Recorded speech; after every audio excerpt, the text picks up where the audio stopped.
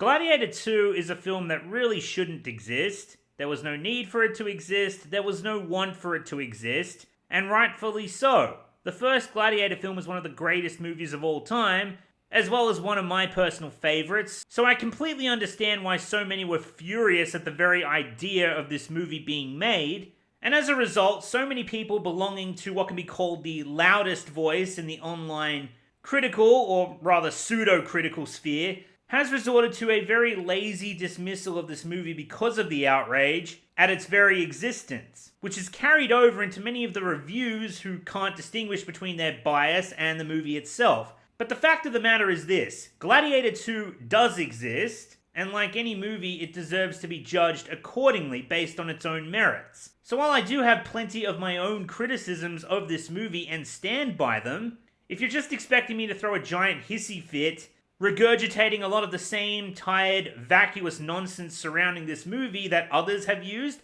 in lieu of actual criticism, or if you expect me to just as lazily and stupidly write this movie off as a cheap carbon copy of the first film, due to it simply possessing several similarities to its predecessor, not unlike many other great sequels that have been made in the past, simply because it seems to be the most popular and, not coincidentally, the weakest insult one could levy at this movie, well, sorry to disappoint you, but believe it or not, that's not what the video is going to spend nearly 2 hours talking about. I happen to not be that shallow when it comes to critiquing movies, and if I were to just lazily write off Gladiator 2 as a cheap carbon copy of its predecessor and call it a day without examining the nuance of the film's story and plot, then in all consistency I'd have to apply that very dumb metric to many of my favorite sequels of all time that also possess many similar story beats and plot points to its predecessor with a very fresh spin on it. Trust me, there is plenty to criticize in this movie that doesn't require resorting to that. But despite all of that, this movie also possesses a surprising amount to love as well. Before we get into the story and plot of Gladiator 2, I mentioned the very idea of this film existing was enough to piss people off, but that wasn't the only reason. What lack of goodwill there was from a large portion of the target audience wasn't so much quelled in the lead up to this movie, so much as it was doused in gasoline and set ablaze by this movie's absolutely terrible marketing. Courtesy of Paramount Pictures, which is no doubt going to have a negative effect on the film's overall box office numbers to some extent, which is why it bears mentioning. Even though I'm all but certain that, despite this, the movie is going to make some serious fucking bank worldwide, I'm just saying it is in no way thanks to Paramount Pictures, other than, of course, fronting the bill. Now, you'd think that a movie, a Gladiator sequel, which again, not many people, if any, actually wanted, but you'd figure it would be at least easy to market, right? Put out a trailer, some billboards, have the actors do a press tour.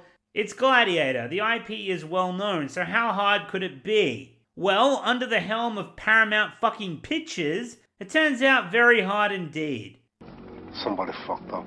See, the first trailer they released, while showing some promise, was almost universally despised due to the ear-bleeding and tone-deaf pop-rap cringe-tard fucking soundtrack that came off like some out-of-touch geriatric twat waffle who knows nothing about movies or Gladiator that somehow got a job working at Paramount and thought, so this is what the kids listen to nowadays. Let's shove some of that into the trailer. They'll love it. I'm honestly surprised the prick didn't choose Gangnam Style for the trailer soundtrack instead, which I'm sad to say would have only been mildly worse. Or hell, it was probably some narcissistic, insecure douchebag who insists he has the greatest taste in music ever, and so he has to self-insert his crappy Spotify playlist into a random trailer and force it down everyone else's throats so they can suffer along with him. And so I and many others watched the trailer with the same look on our faces that read, quite simply, "We are fucked." Anyway, that was the first trailer. It did not go well. So how did Paramount, in their infinite lack of wisdom despite being around for over 100 years, think to solve the problem? Release another trailer? No rap music. Thank fuck. Except this time, they jam-packed the entire fucking movie and basically all its plot details into the 2.5-minute clip. What were you thinking? What was going on in your mind? Now, this trailer was much better received, but way to completely miss the fucking point of what a trailer is supposed to be. So yeah, Paramount thought, okay, they hated that shitty-ass MTV music video mix we did, so how do we get the audience excited to see this multi-million-dollar movie that we've invested in? I know, let's just give away the entire fucking story and plot in the next trailer. And then they'll definitely want to part with their money and want to go see it, right? No! Seriously, how in Christ has Paramount lasted over a century if this is how out of touch their leadership is? So yeah, I hope most of you stayed the hell away from this movie's terrible marketing, though I am happy to say that thankfully the trailer didn't spoil all of the plot, and there was still a handful of twists that I didn't see coming. Now with all that said, let's finally talk about what you all came here for, the actual movie itself. Gladiator 2, here we go. Now the movie starts off with a very tasteful opening credits sequence, the kind you'd find from the late 20th century to early 2000s. Damn, I miss those. Doesn't anyone else miss those awesome opening credit sequences? Where it doesn't just jump into the movie, but instead builds a little suspense and anticipation in a very creative way, as long as it doesn't outstay its welcome. Seriously, it's like movies don't even try anymore on that front, but leave it to Ridley Scott to take us back in time and give us back a little bit of cinema's golden era.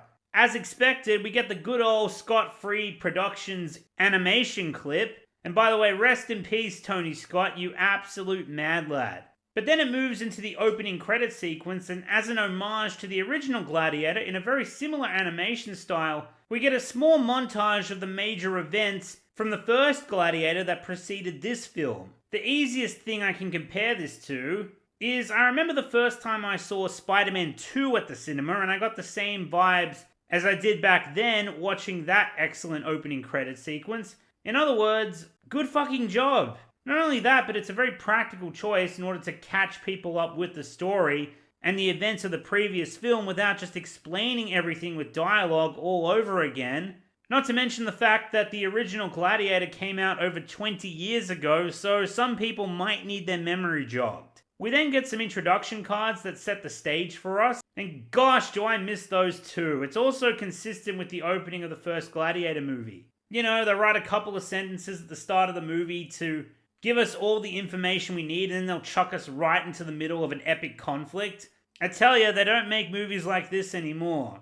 The info cards say that the movie takes place 16 years after the death of Marcus Aurelius, which in other words means 16 years after the first movie. Also that Gladiator 2 takes place in 200 AD, which isn't quite accurate based on what both movies tell us, and I'll get back to that later. More importantly, however, it says that the fall of Rome is imminent, and that after Maximus's death, Marcus Aurelius' dream for Rome was quickly stamped out by a new regime who has taken power in the form of the twin emperors, two brothers who have continued the Roman conquest across the world at the expense of the people. Okay, now before we move on, we have to address the gigantic elephant in the room, and what is undoubtedly going to be everyone's biggest contention with this movie. These information cards just gave us the in-universe reason for why this movie exists. And it basically completely undermines the ending of the original masterpiece, and Maximus's final act and dying wish, in making sure that Marcus Aurelius' dream of a Roman Republic becomes realized. The opening of this movie is telling us that Maximus's final act went to shit really quickly once other parties seized control of Rome for themselves after his death. Some are no doubt going to find this incredibly insulting to the first film, and I can completely understand why. And furthermore, I am in full agreement that we did not need this sequel, and that this story didn't need to happen. But if it did need to happen, given what that story and this franchise is about, I honestly think it was the best way to carry the story forward. Initially, my reaction was, oh great, so I guess Maximus died for nothing then? Thanks a lot. But as the film goes on, you find out that isn't really the case, nor is it trying to piss on Maximus's corpse. Maximus did kill Commodus, who was a tyrant, he did free slaves, and he did reinstate Gracchus, who, given the way things turned out, did a really shitty job, I guess. I will not trade one dictatorship for another. But more importantly, even though Maximus didn't bring about the everlasting peace in Rome that Marcus Aurelius wanted, it's more so like he started this ideological uprising that would eventually bring about that outcome. Also, when you think about it, Maximus was dead and he was still a slave when he gave his final words trying to carry out Marcus Aurelius's wishes. But Rome was full of corruption, and without a strong someone or multiple strong someones in power to enforce those wishes so that they would come to fruition, there's plenty of ways it could have plausibly fallen apart after Maximus died, which would open the door for a new yet familiar protagonist to finish what he started. He must die. Quintus and the Praetorians would simply seize control for themselves. Cut off the head and the snake cannot strike. Scylla, Gaius is right. Until we can neutralize the Praetorians, we can achieve nothing. One thing that I certainly think the movie did take the lazy route on is the lack of some kind of flashback scene that shows how exactly things went to shit in Roman politics after Maximus died. How the father of the twin emperors seized power for himself and took control of the Senate and the throne. We do get a flashback of Hanno fleeing a village as a child when the Praetorians come to execute him on the rumor that he is there. So it's pretty obvious that this is when the power shift would have likely have taken place, and it's from there that Hanno flees to Numidia.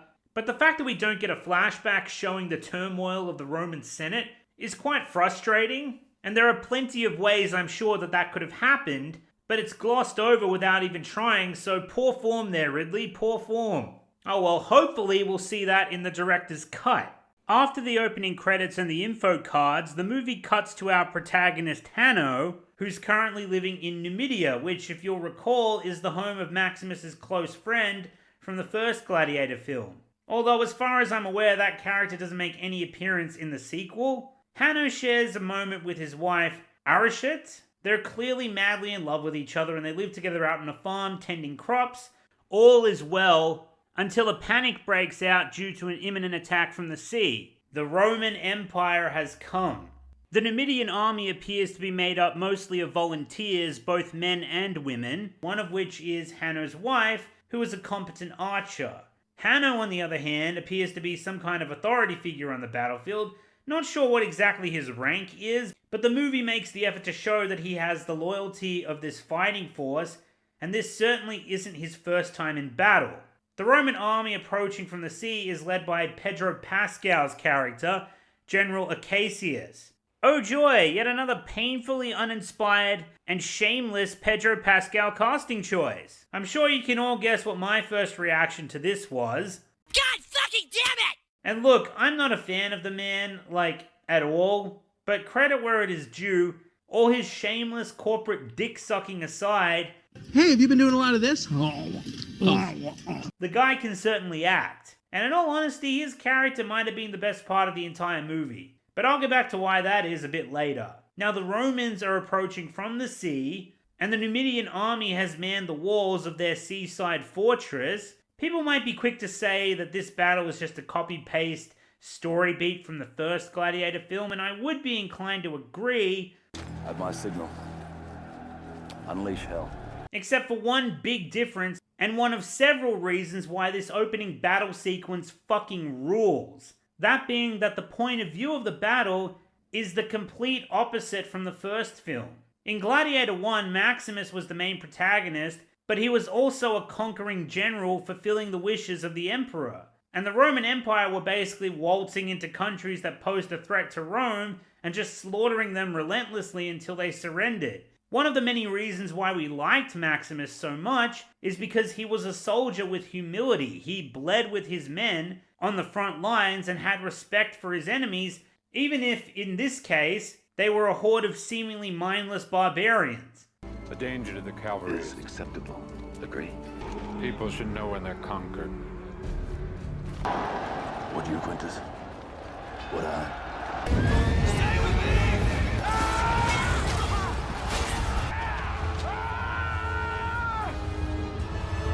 In Gladiator 2, however, we see what the Roman conquest is like from the outside looking in, with our new protagonist standing against them, with an army that has practically no hope of winning. Outnumbered and under-equipped, just holding out to survive. So to those of you propagating, this opening battle is just repeating the first Gladiator film, like, kindly go fuck yourselves. Seriously? What, we can't just have an opening battle anymore just because the previous film had an opening battle? And that alone is the only similarity between the two sequences? Not to mention some of the greatest sequels in the history of cinema have many similar story beats as the movie preceding it, told through an alternative point of view or with a fresh spin on it. So using that as the only criteria for rendering judgment or to disparage any movie is incredibly weak sauce. And having seen this movie myself, for certain people to truncate Gladiator 2 down to merely a rehash or a total copy-paste of the original movie's story and plot is not only disingenuous, and they know it, but also completely asinine. And this is a point I'll have to come back to several times throughout this video. Now, regarding the opening battle sequence itself, once it hits, it really fucking hits. And hot damn, does it fucking rule so hard. Took me right back to the early 2000s. Had me thinking about Troy, Lord of the Rings, The Patriot, and of course, the first Gladiator. I was thinking the sequence might last maybe a minute or two and would be just your run-of-the-mill average battle scene, but holy shit was I mistaken. All of the violence, without being too overly indulgent, is completely within frame. The violence is graphic and bloody the way an old school battle sequence should be. I mean, fuck, the moment in the cinema when some dude just gets straight up impaled by a ballista with that god tier sound quality damn near dislocated my jaw. I think it's safe to say this opening battle was what won me over and made me seriously want to give this movie a real chance. And thankfully I did.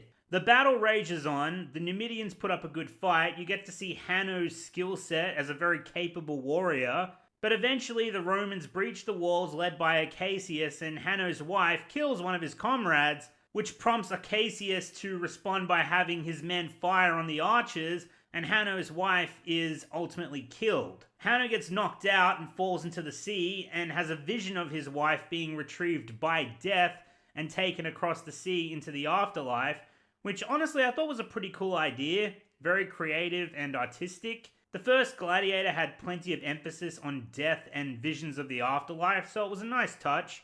Hanno finds his wife's lifeless body floating in the sea. He clutches her and says goodbye as the Romans pry him away from her and escort him back to the beach. Before we go on, I've seen many people label the death of Hanno's wife as some sort of cheap carbon copy plot point from the first Gladiator film, where Maximus's wife is killed. Now, this idea of Gladiator 2 simply being a retread for these people seems to be their very lazy bread and butter when it comes to criticizing the movie, but they are, in this instance, completely missing the point. No, Hanno's wife dying is not a carbon copy retread of the original movie, nor is it trying to be. Now, what seems to be going over many people's heads is the fact that this movie recognizes when Gladiator 2 is covering some familiar story beats to the first Gladiator film. Thus, it makes an effort to not overemphasize or meander on that plot point, which is why those certain instances feel quote-unquote rushed compared to the first Gladiator film. But the mistake people are making is comparing these plot points one-to-one in the first place, when in actuality, they're comparing apples and oranges. The death of Maximus's wife, and son for that matter, in the first Gladiator film is built up to and lingered on to have the biggest impact on the audience possible because it's an extremely personal revenge story.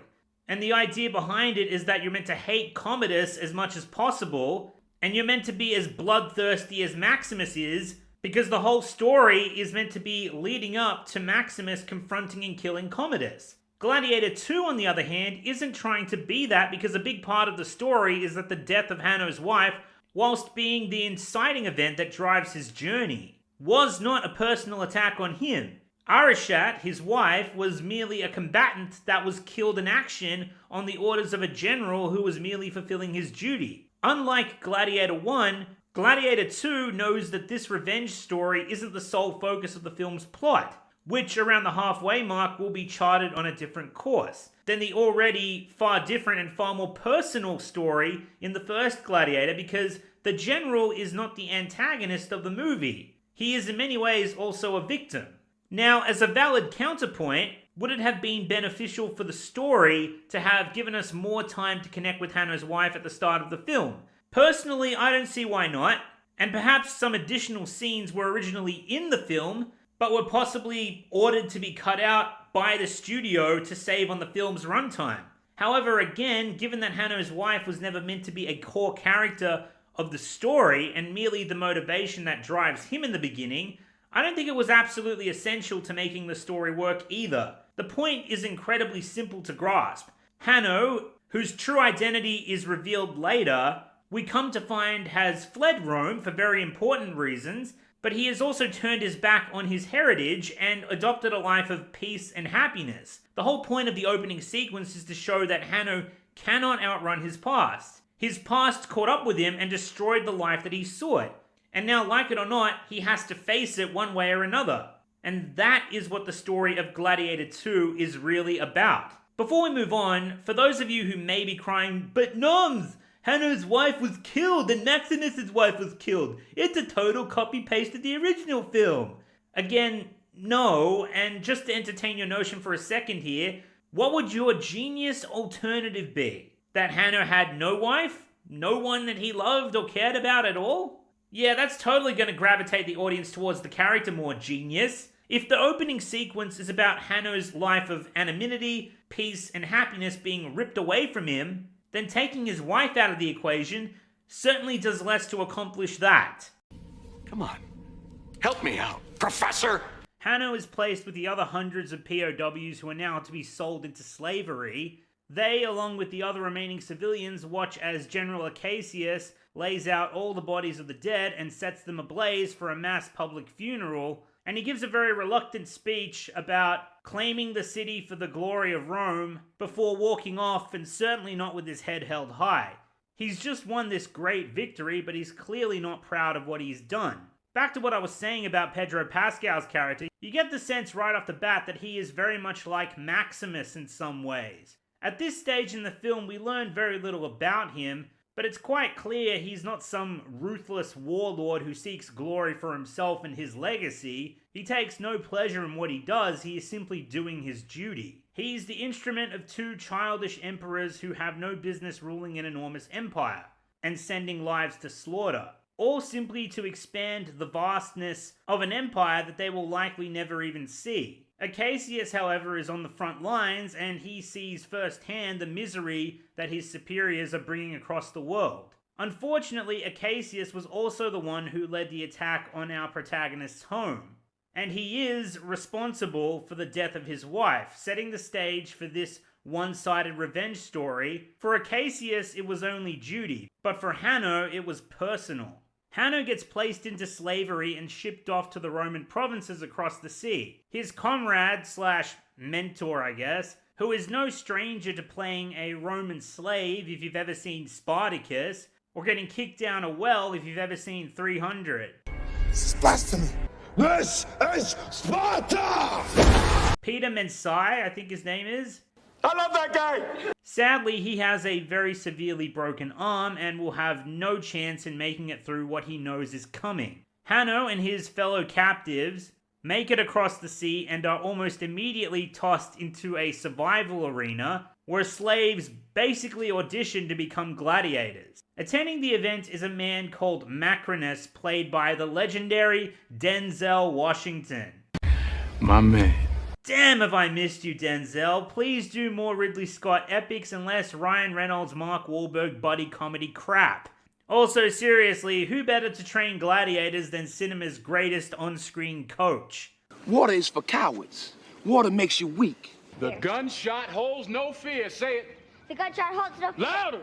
Water is for washing blood off that uniform, and you don't get no blood on my uniform. Denzel basically plays the role of Gladiator mentor in much the same vein as Proximo from the first Gladiator film. Rest in peace, Oliver Reed. You were absolutely amazing. Yes, I was. The big difference being that Macrinus is a far more ambitious and cunning individual than Proximo, who was a former gladiator now turned greedy businessman who still vaguely understood the concept of honor. Proximo, are you in danger of becoming a good man?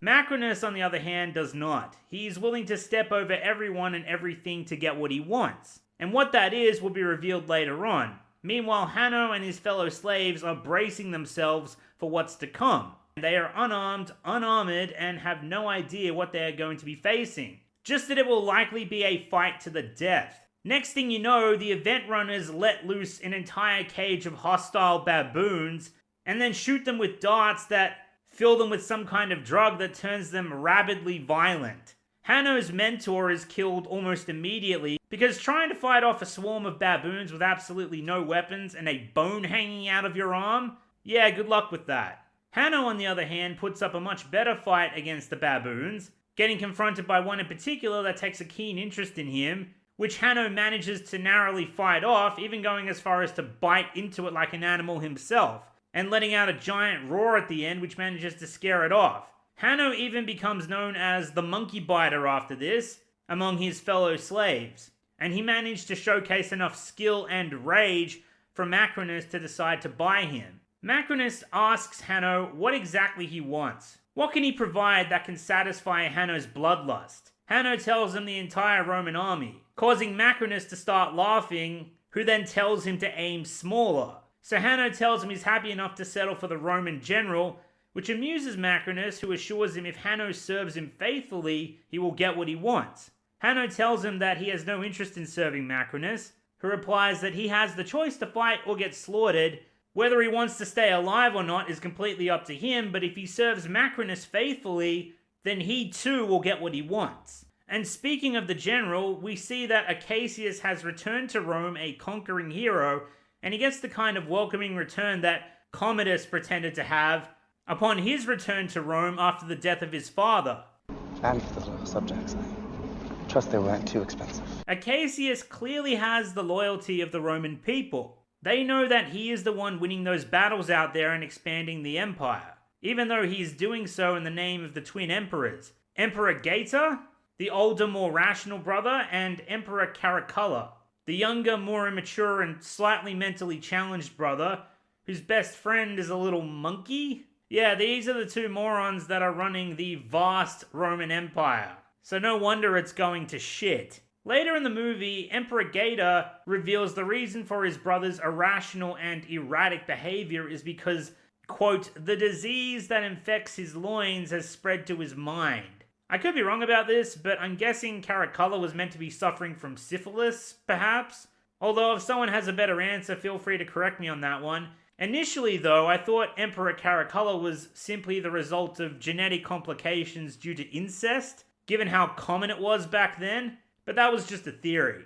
Now, these two emperors, much like Marcus Aurelius and his son Commodus, did in fact exist at one point in human history, and the plot of Gladiator 2 does very loosely tie into actual events that happened during their rule. Also, before someone points it out, no, they weren't actually twins, they were actually over a year apart from one another, and apparently Caracalla was actually the older brother of the two. But again, who gives a shit? Just to quickly address those people who might throw their historian caps on and try to dock this movie points for certain inaccuracies. Look, the reason Ridley Scott was widely criticized for the inaccuracies of Napoleon is because that film, by its very premise, was meant to be a dramatized biopic of a notorious historical figure. Ergo, historical accuracy is extremely important. Otherwise, why the fuck would you be making a Napoleon film? Gladiator, on the other hand, has always been historical fiction, based on a real timeline of events with real people that actually existed, but the story mostly follows fictional characters, so it's very much implied that Gladiator is not trying to be a history lesson.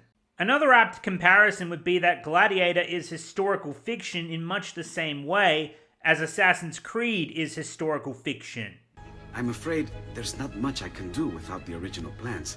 Mi dispiace. Wait. What are you doing? The contents of this page are encrypted, but if my theory is correct, based on these sketches, it may very well what? Please, sit. Leonardo, Shh.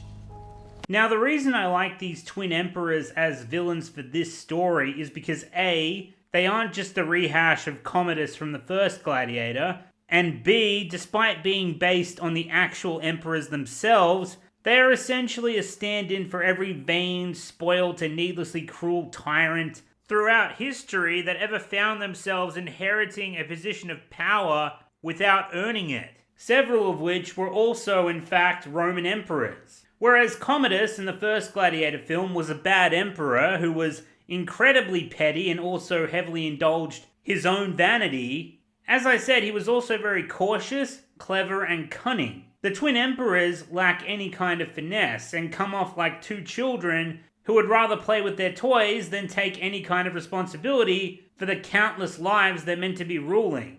They care more about conquering cities they'll never see to live up to the quote-unquote glory of Rome set by the legacies of past emperors than actually feeding their people and having a healthy economy. In other words, the two are complete morons who squabble over the stupidest shit, and it's immediately apparent why Acacius can't stand them.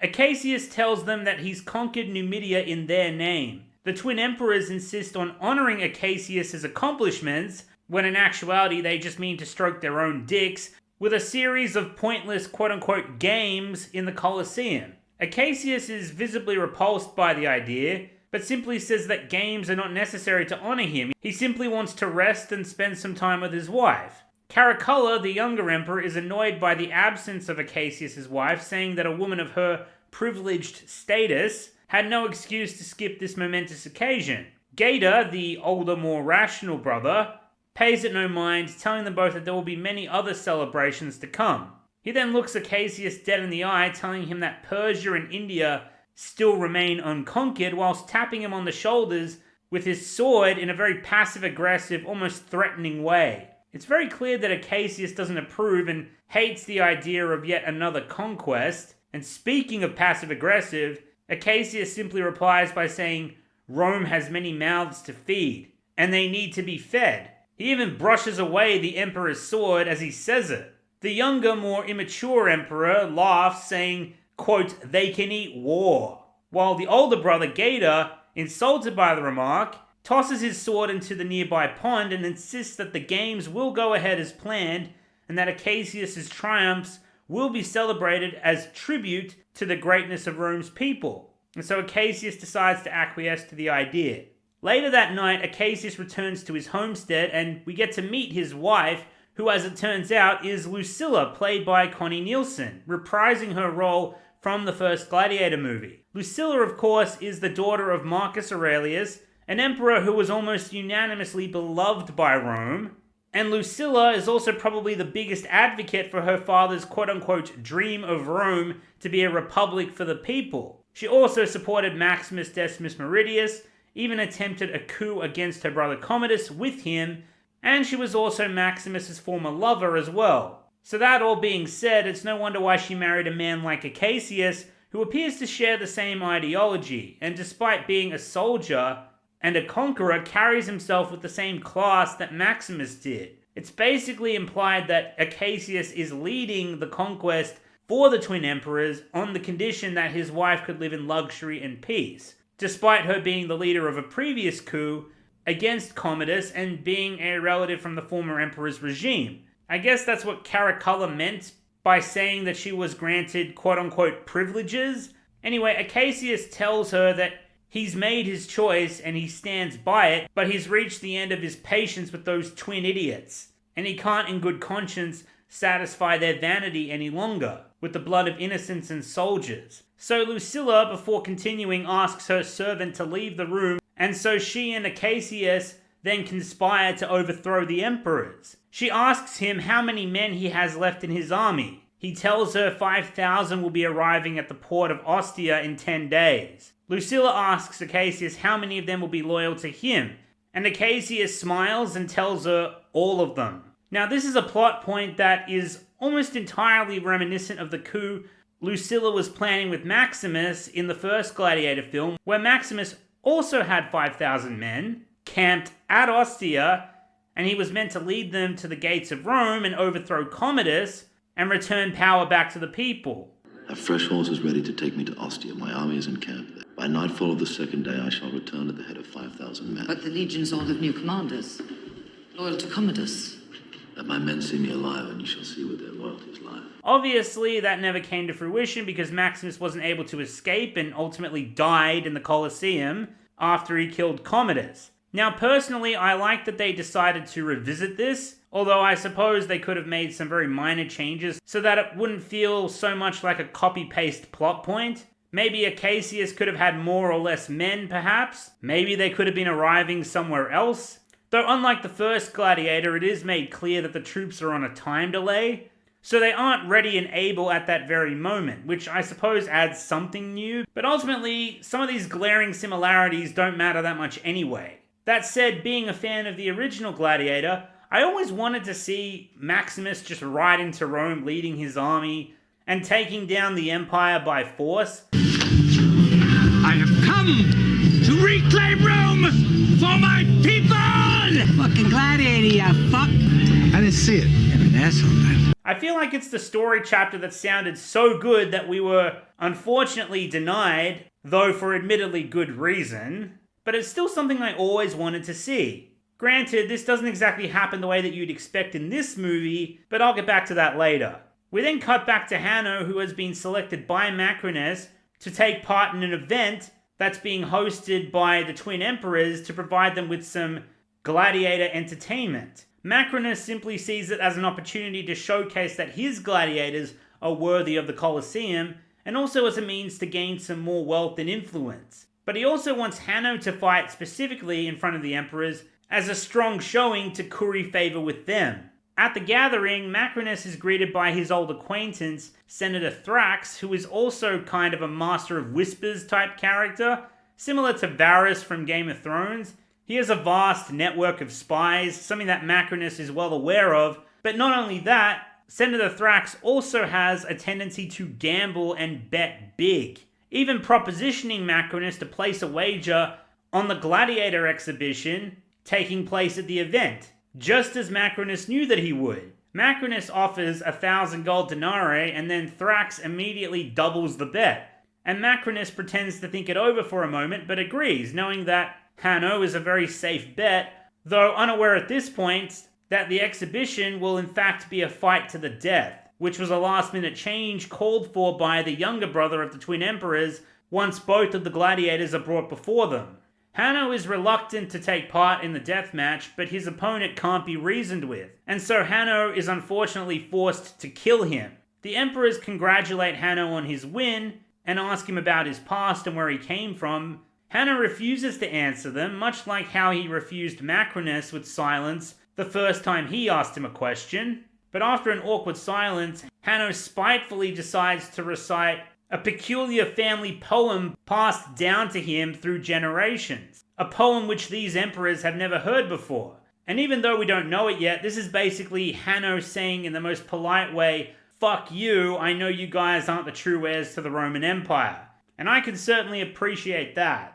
Nice touch. And we come to find out the truth behind what that poem is and where it came from a bit later on in the movie. After the gathering, Macrinus then approaches Hanno, who is recovering in a bathhouse somewhere, and gives him 2 gold coins as payment. Macrinus then asks him where he learned that poem because he sure as shit didn't learn it in Numidia. Hanno jests that it was a Roman POW who could never shut up, that he and his friends ended up eating as quote-unquote barbarians do, which got a nice chuckle out of my cinema. Macrinus humors him, but his curiosity is growing with who exactly Hanno is, because he certainly isn't some random farmer from Africa as he lets on. Hanno asks Macrinus why should his past matter, and then deflects the question onto Macrinus, asking him what did he have to survive in order to fall into Roman wealth. Macrinus refuses to answer. The film kind of alludes to Macrinus having this mysterious past, which he won't likely ever divulge to Hanno. Eventually we do get some details on it, but the reveal was not nearly as significant as I thought it was going to be to the plot, but it does come up again later, and we'll get to that. As Macrinus leaves, Hanno reminds him he promised him the general's head. Macrinus simply tells him to keep serving faithfully and he can have any head he wants. It then cuts back to what I believe is the homestead of Lucilla and Acacius, though it could possibly be elsewhere. There's no establishing shot, so whatever, but we follow Lucilla down into the sewers to a secluded chamber where a secret meeting is being held, and we are reintroduced to Senator Gracchus from the first Gladiator film, whose character is being reprised by the same actor as well. Gracchus, as we know, is a longtime ally and friend of Lucilla, and was a supporter of Marcus Aurelius, her father, and he also tried to help Maximus, but sadly failed. Marcus Aurelius trusted you. His daughter trusts you. I will trust you. You stay alive, or I'll be dead. Maximus's dying orders were for Gracchus to be reinstated in the Senate, though as we're no doubt aware at this point, that did not go as planned. Senator Gracchus meets with Lucilla and Acacius to discuss the upcoming coup that will take place once Acacius's army arrives in Ostia. Gracchus is there along with the other senators, past and present, who are loyal to Lucilla and her father's ideology. One of those senators is Thrax, who I mentioned earlier also possesses a vast spy network and who, unbeknownst to them, now owes a substantial debt to Macrinus. A man in debt is not exactly the most trustworthy individual, but at the meeting he openly supports the plan for a coup, saying that, quote, politics follows power. Senator Gracchus maintains his reservations about the idea, the same as when Maximus proposed it in the first Gladiator film, but tells Lucilla that he will always remain loyal to her and her father, and so the coup is set to begin in a matter of days. The movie cuts back to Hanno while he's being transported to Rome with the rest of his fellow gladiators to fight in the Colosseum. While they're en route, we get clued into the fact that Hanno is no stranger to the city of Rome, when he tells his fellow slaves what the statue above the gates of Rome actually means. One of the slaves then tells him he did not expect Rome to be as big as it is. Hanno tells him, quote, don't let it fool you, this city is diseased, which I thought was a nice line. Once they get to Rome, Macrinus once again meets with Senator Thrax, who is clearly a little nervous that Macrinus wants to collect the debt he's owed, but he's surprised to find out that Macrinus wants to offer him double or nothing on that day's match in the Colosseum.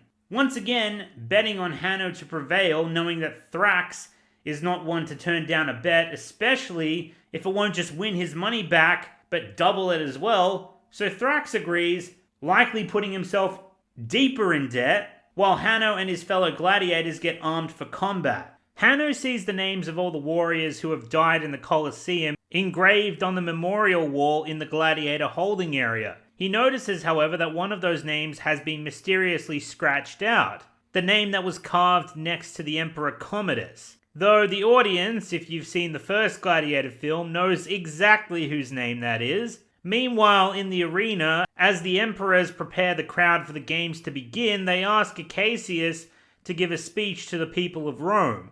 Acacius, once again reluctant to indulge the antics of the Colosseum in any way, swallows his pride and tells the people of Rome that he's seen bravery in war from both men and women, and even once he had the pleasure of seeing it in this very arena. Which, having watched this film all the way through, I'm convinced that that was a direct reference to Maximus, especially since Acacius tells the crowd to ask the gods for that same bravery, because Rome needs it now. And he says this knowing full well that they are planning a coup that's set to begin in a matter of days. The whole time he's giving this speech, Hanno is glaring at him with a death stare from behind the gladiator gates, keeping his eyes on the one thing he desires, which is to see Acacius dead. Once Hanno and the other gladiators make their way into the arena, he gives Lucilla a curious glance, which looks to be one of mild disgust. Definitely enough to get the audience to raise an eyebrow.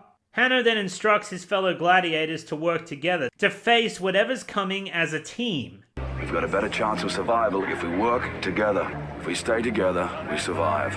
One cocky gladiator just scoffs at him and doesn't listen, later regretting this when out of the gates comes a formidable Roman warrior riding a giant rhino, who charges down that same gladiator and impales him, shattering his body. The rider then sets his sights on Hanno and aims the rhino to charge him down.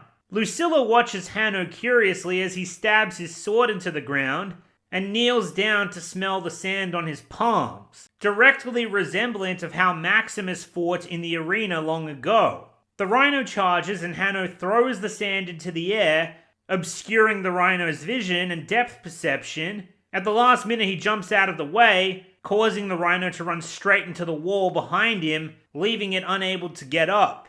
The dismounted rider then fights Hanno in a duel, which is absolutely grueling in the best of ways. The fights in Gladiator 2 are choreographed beautifully. There's grace, but no lack of grit, and you get a sense of fatigue, exhaustion, and pain with each strike. Eventually, Hanno is disarmed, and the crowd calls for mercy, which the emperors are happy enough to oblige, partially because they recognized Hanno as that same gladiator that had that awesome showing at their previous gathering, who happens to know that weird poem which the emperors could only partially recite, but Lucilla chimes in and finishes reciting it for them. Macrinus, who was sitting in the emperor's box with all of them, finds this more than just a little bit curious. Why does Lucilla, of all people, know the poem? I'll come back to this in a second, but in the ultimate badass move, Hanno refuses, quote, Roman mercy and decides to fight his opponent to the death regardless, despite being unarmed, but he still manages to turn the tables and scrape out a narrow victory. After the match, Hanno has his wounds cleaned by a man called Ravi, a former gladiator, now doctor, tending to the wounds of gladiators. The two jest about what would have happened if they clashed swords with each other, and Ravi tells him it's a good thing he put his sword down long ago. Hanno asks Ravi why he chose this life, to which Ravi simply responds with, quote, "What we do in life echoes in eternity." Hanno recognizes the quote and asks Ravi where he heard it from. Ravi tells him it was just written on one of the gladiator tombs in the Colosseum. Obviously, he's talking about Maximus, and Ravi clearly knows who he was, but Hanno chooses not to dig any deeper on the matter just yet. We'll come back to this just a little bit later. Later that day, Lucilla, back at her homestead, having seen the way that Hanno conducted himself in the Colosseum and some of the subtle traits that perhaps he adopted from Maximus that only she would know, Lucilla goes to one of the rooms in her house where the poem in question that Hanno had told the emperors was in fact painted on the ceiling. It appears to be a poem passed down through the Aurelius family, and there's only one person who could possibly still be alive that would know that poem. After realizing this, she invites Macrinus into her home to gather information about where his gladiators came from. She's trying not to let on who she's inquiring about specifically, but Macrinus is no fool and he knows what she's up to. During their discussion, he tells Lucilla that he actually met her a long time ago, saying that he was in the service of her father's army, on one of Marcus Aurelius's African campaigns. I didn't catch this on my first viewing, but Macrinus chose his words very carefully here. Lucilla thinks Macrinus served with her father, as a soldier, and Macrinus tells her that he had the privilege of reading some of her father's writing, and a passage he was quite fond of was, quote, "The best revenge is to be unlike the one who did the injury," end quote. This is a subtle but important setup for the endgame of Macrinus' plan, which we will come back to.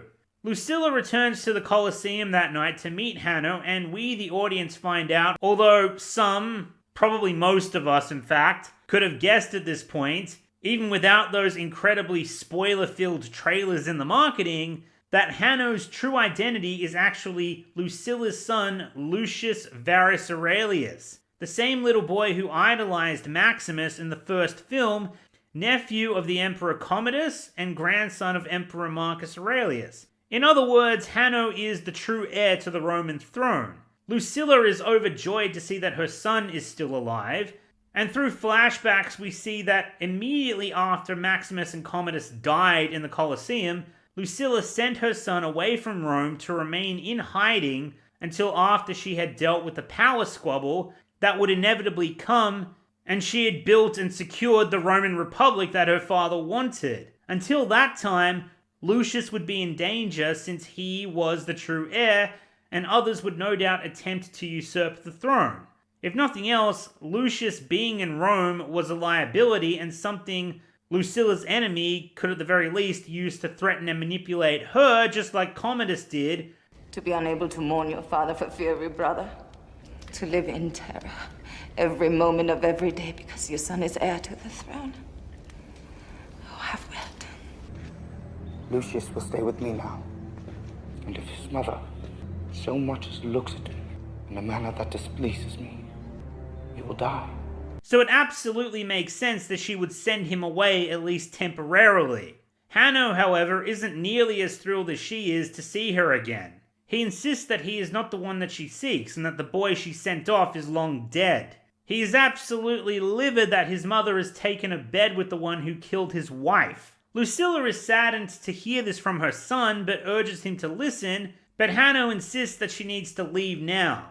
However, Lucilla, before granting her son's request, in some parting words decides to tell Lucius the truth about his father. His real father, that is.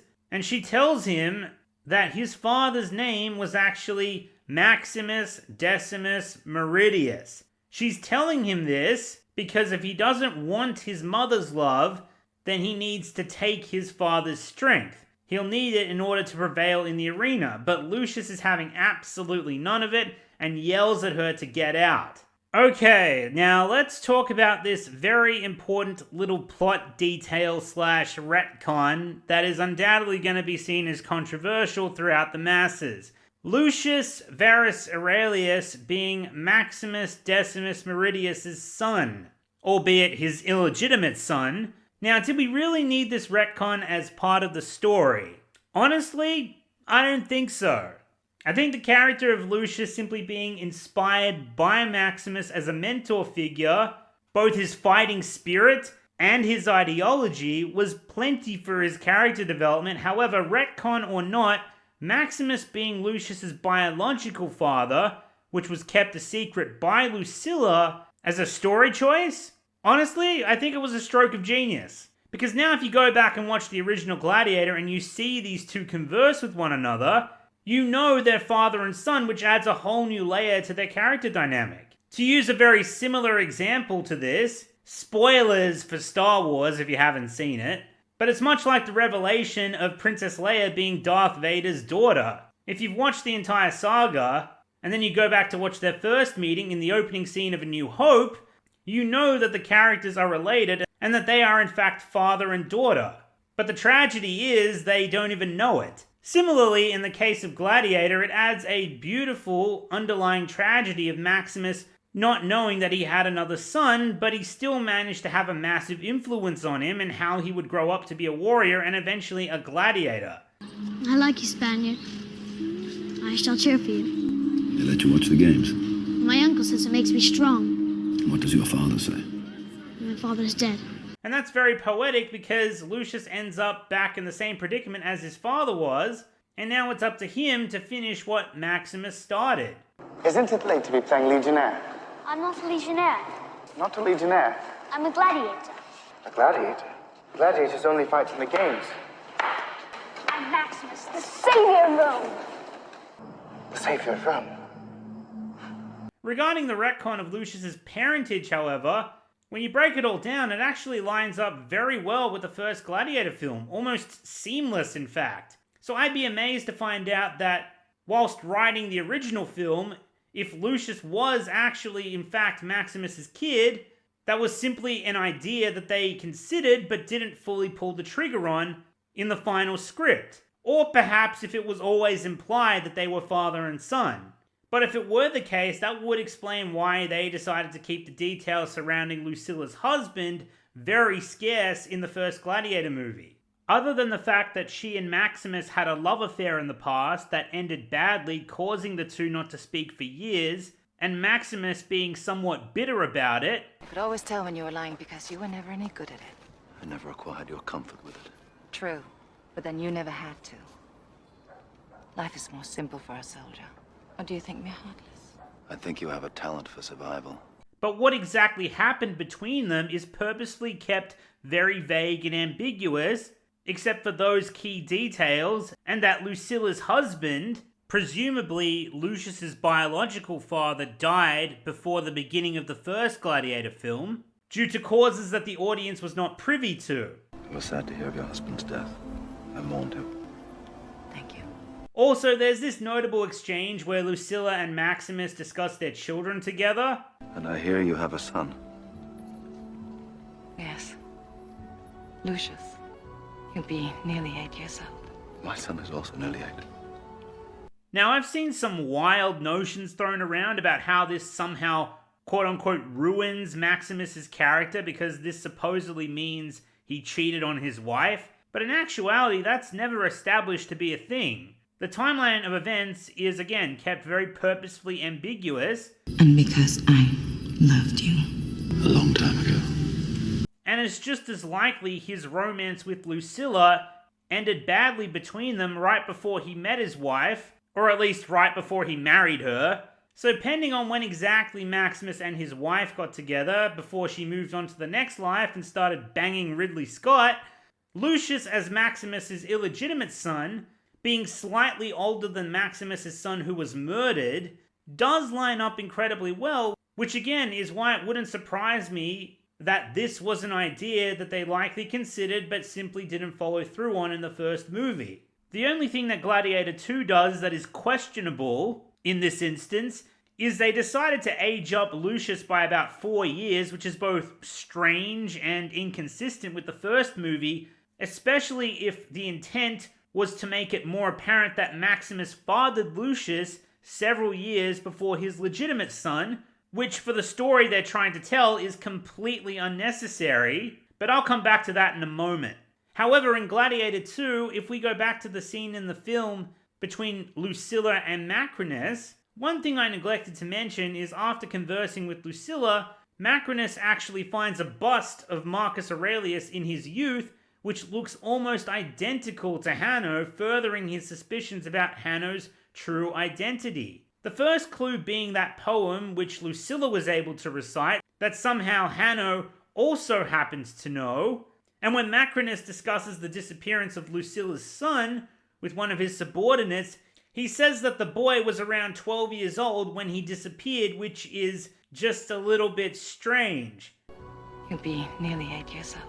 It doesn't really affect anything in terms of the story. As for the continuity and timeline, however, well, it's a bit of a fumble. You see, it's made crystal clear that the first Gladiator film takes place in 180 AD, and Gladiator 2 takes place in 200 AD. But it also says in the info cards at the start of the film that Gladiator 2 takes place 16 years after the death of Marcus Aurelius, meaning Marcus Aurelius would have died in 184 AD, which would have made Lucius 12 years old when he fled Rome, despite the fact that the very day that Marcus Aurelius died, Lucilla said that her son was around 8 years old. So I mean, did they just forget? Or did they just age him up 4 extra years in the second film for no reason? Like, I'm pretty sure nothing changes if Lucius was the age he was established to be in the first Gladiator, so that's an annoying little error. Unless the first Gladiator took place over the course of 4 years, which is highly doubtful.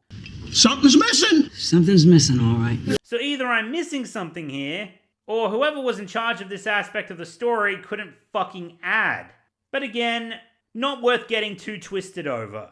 Moving on, there's also a moment where Macrinus discusses Lucilla's deceased husband, saying that it was an arranged marriage when Lucilla was 14, and her arranged husband was actually gay. Hence, it was rumored that Lucilla had taken a lover, which everyone thought was Commodus, since as we all know from the first movie, he was a creepy incest monger, and he wasn't exactly subtle about it either.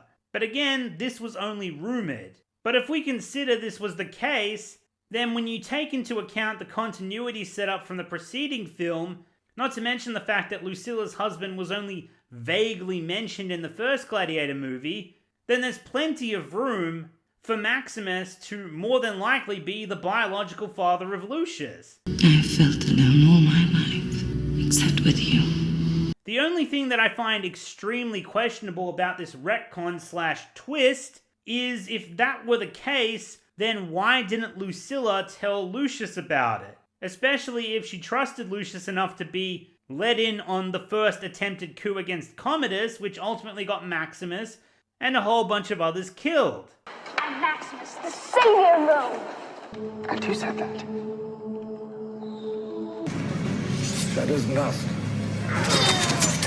I suppose telling him that his father wasn't the one that his mother married and the one he grew up knowing would have hurt Lucius deeply, and especially having to watch his biological father fight in the Colosseum would have been awful and traumatic for him. Not to mention, if Commodus found out, he would have likely killed Lucius without hesitation. So I can absolutely understand Lucilla not telling him because she wants to protect Lucius. I think that much is self-explanatory. So this isn't a plot hole by any means, but it is a little irritating that the movie just kind of glosses over that part.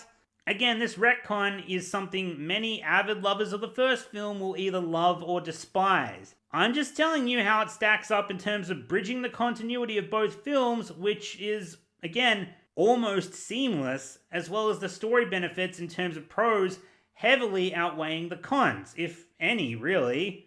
Back to the story, Lucilla, now heartbroken after the heated exchange with her imprisoned son, goes to Acacius in tears, telling him that Lucius is alive and is fighting in the arena.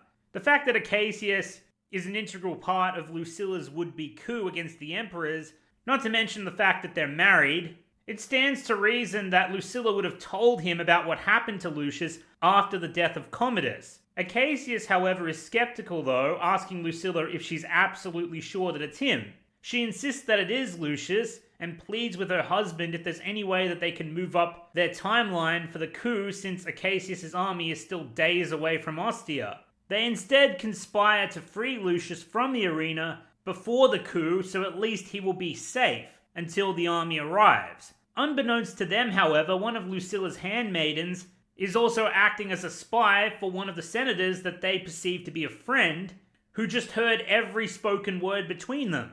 Initially, I kind of rolled my eyes at this, like, how could Lucilla and Acacius be so careless? But I mean, given the fact that they're in the comfort of their own home, and Lucilla was absolutely distraught after seeing that not only is her son alive, but he also wants nothing to do with her, and she's desperate to get him out of there, and also the fact that they didn't know anyone was even there eavesdropping in the first place, I can look past their carelessness. Let's not make a mountain out of a molehill.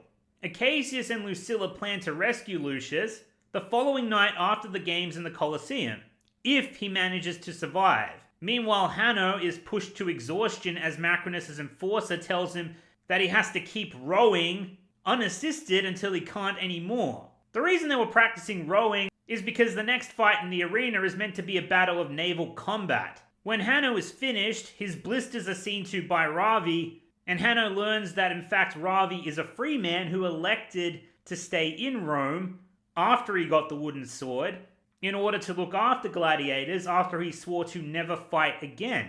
At this point, Hanno and Ravi have forged something of a friendship with each other, kind of a brotherly bond between gladiators, or in this case, a former gladiator. Hanno decides to tell Ravi about the quote-unquote dream that was Rome, as Marcus Aurelius used to call it. There was once a dream that was Rome. Hanno tells Ravi that it was a dream that could only be whispered or it would vanish. Anything more than a whisper, and it would vanish. It was so fragile. Which I guess was a phrase that Marcus Aurelius told Lucilla, and Lucilla told him when he was still a boy, one would assume. But he doesn't yet divulge to Ravi who exactly his grandfather was. Ravi just tells him that his grandfather sounds like a very dangerous man. Hanno wisely chooses to still keep his true identity a secret. But this is the first time it seems he has shown any willingness whatsoever to embrace his heritage. At least that's what stuck out to me in this scene. That some part of his mother's words back in the cell were able to reach him. Ravi tells Hanno he needs to get some rest because his men will be looking for him to lead them tomorrow. The next day, Hanno rallies the other gladiators to fight as a coordinated unit in the naval battle. Ridley Scott did a terrific job with this action set piece. The only problem I had with it was that it was just a little bit too short for my liking. I would have liked to see this battle drag on for a couple more minutes. As I predicted from as far back as my first watch through, some of the loudest quote-unquote criticisms that people have made towards this movie was of course going to be some of the weakest of source, which was largely aimed at the audacious usage of CGI animals in lieu of having the actors feasted upon by actual bloodthirsty rabid baboons or some douchebag in an ape costume, as well as using actual man-eating sharks or something akin to the animatronic shark from Jaws, which, albeit fantastic for its time, is also some of the most dated special effects of all time. But for these particular individuals, to them it's all about "ma practical bro" and CGI bad. Now, last I checked, it wasn't the late 90s, early 2000s, where CGI was the new kid on the block, that was misunderstood and seen as an outcast, that many critics and audience members scoffed at as some crime against cinema. So the fact that people are still crying about its usage even 2+ decades later is honestly more cringeworthy than the damn CGI animals which they claim break the movies for them. I recognize they are CGI, and I gave absolutely zero fucks. And you'll notice whatever criticisms I've made and are going to make in this video aren't going to linger on something as trivial as CGI monkeys or CGI fucking sharks. But while we're on the subject of the quote-unquote historical inaccuracy and absurdity of flooding the Colosseum with the dreaded CGI sharks, now I'm not so sure about the sharks themselves, even though just having sharks in the Colosseum was enough to send some people into a pseudo-critical feeding frenzy, but flooding the Colosseum isn't nearly as batshit as you might think. As a matter of fact, there is a record of the Colosseum being flooded as far back as 80 AD, which is around the time that the arena was first opened, back when it was called the Flavian Amphitheater.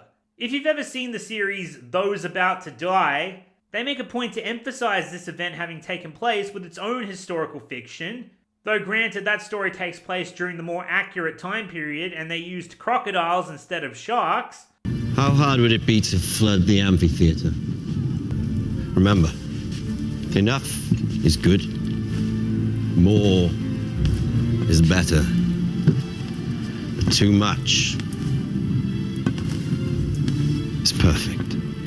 But then again, Those About to Die didn't have the audacity to be a sequel to one of the most cherished films of all time, with thousands upon thousands of people chomping at the bit to burn it to the ground. Granted, flooding the Colosseum took place about 100 years before the time period that Gladiator 2 takes place in, but much like a lot of things in Gladiator 2, it's taking elements of actual history and combining them to make a fictional timeline.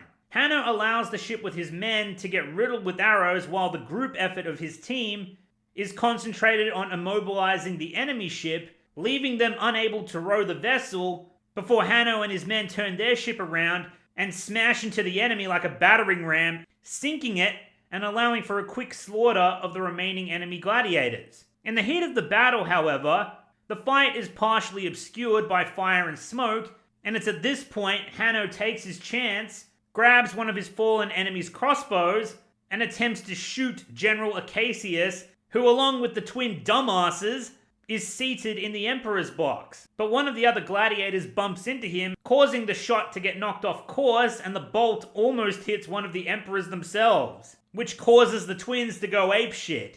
Fortunately for Hanno, they couldn't tell who actually fired the weapon.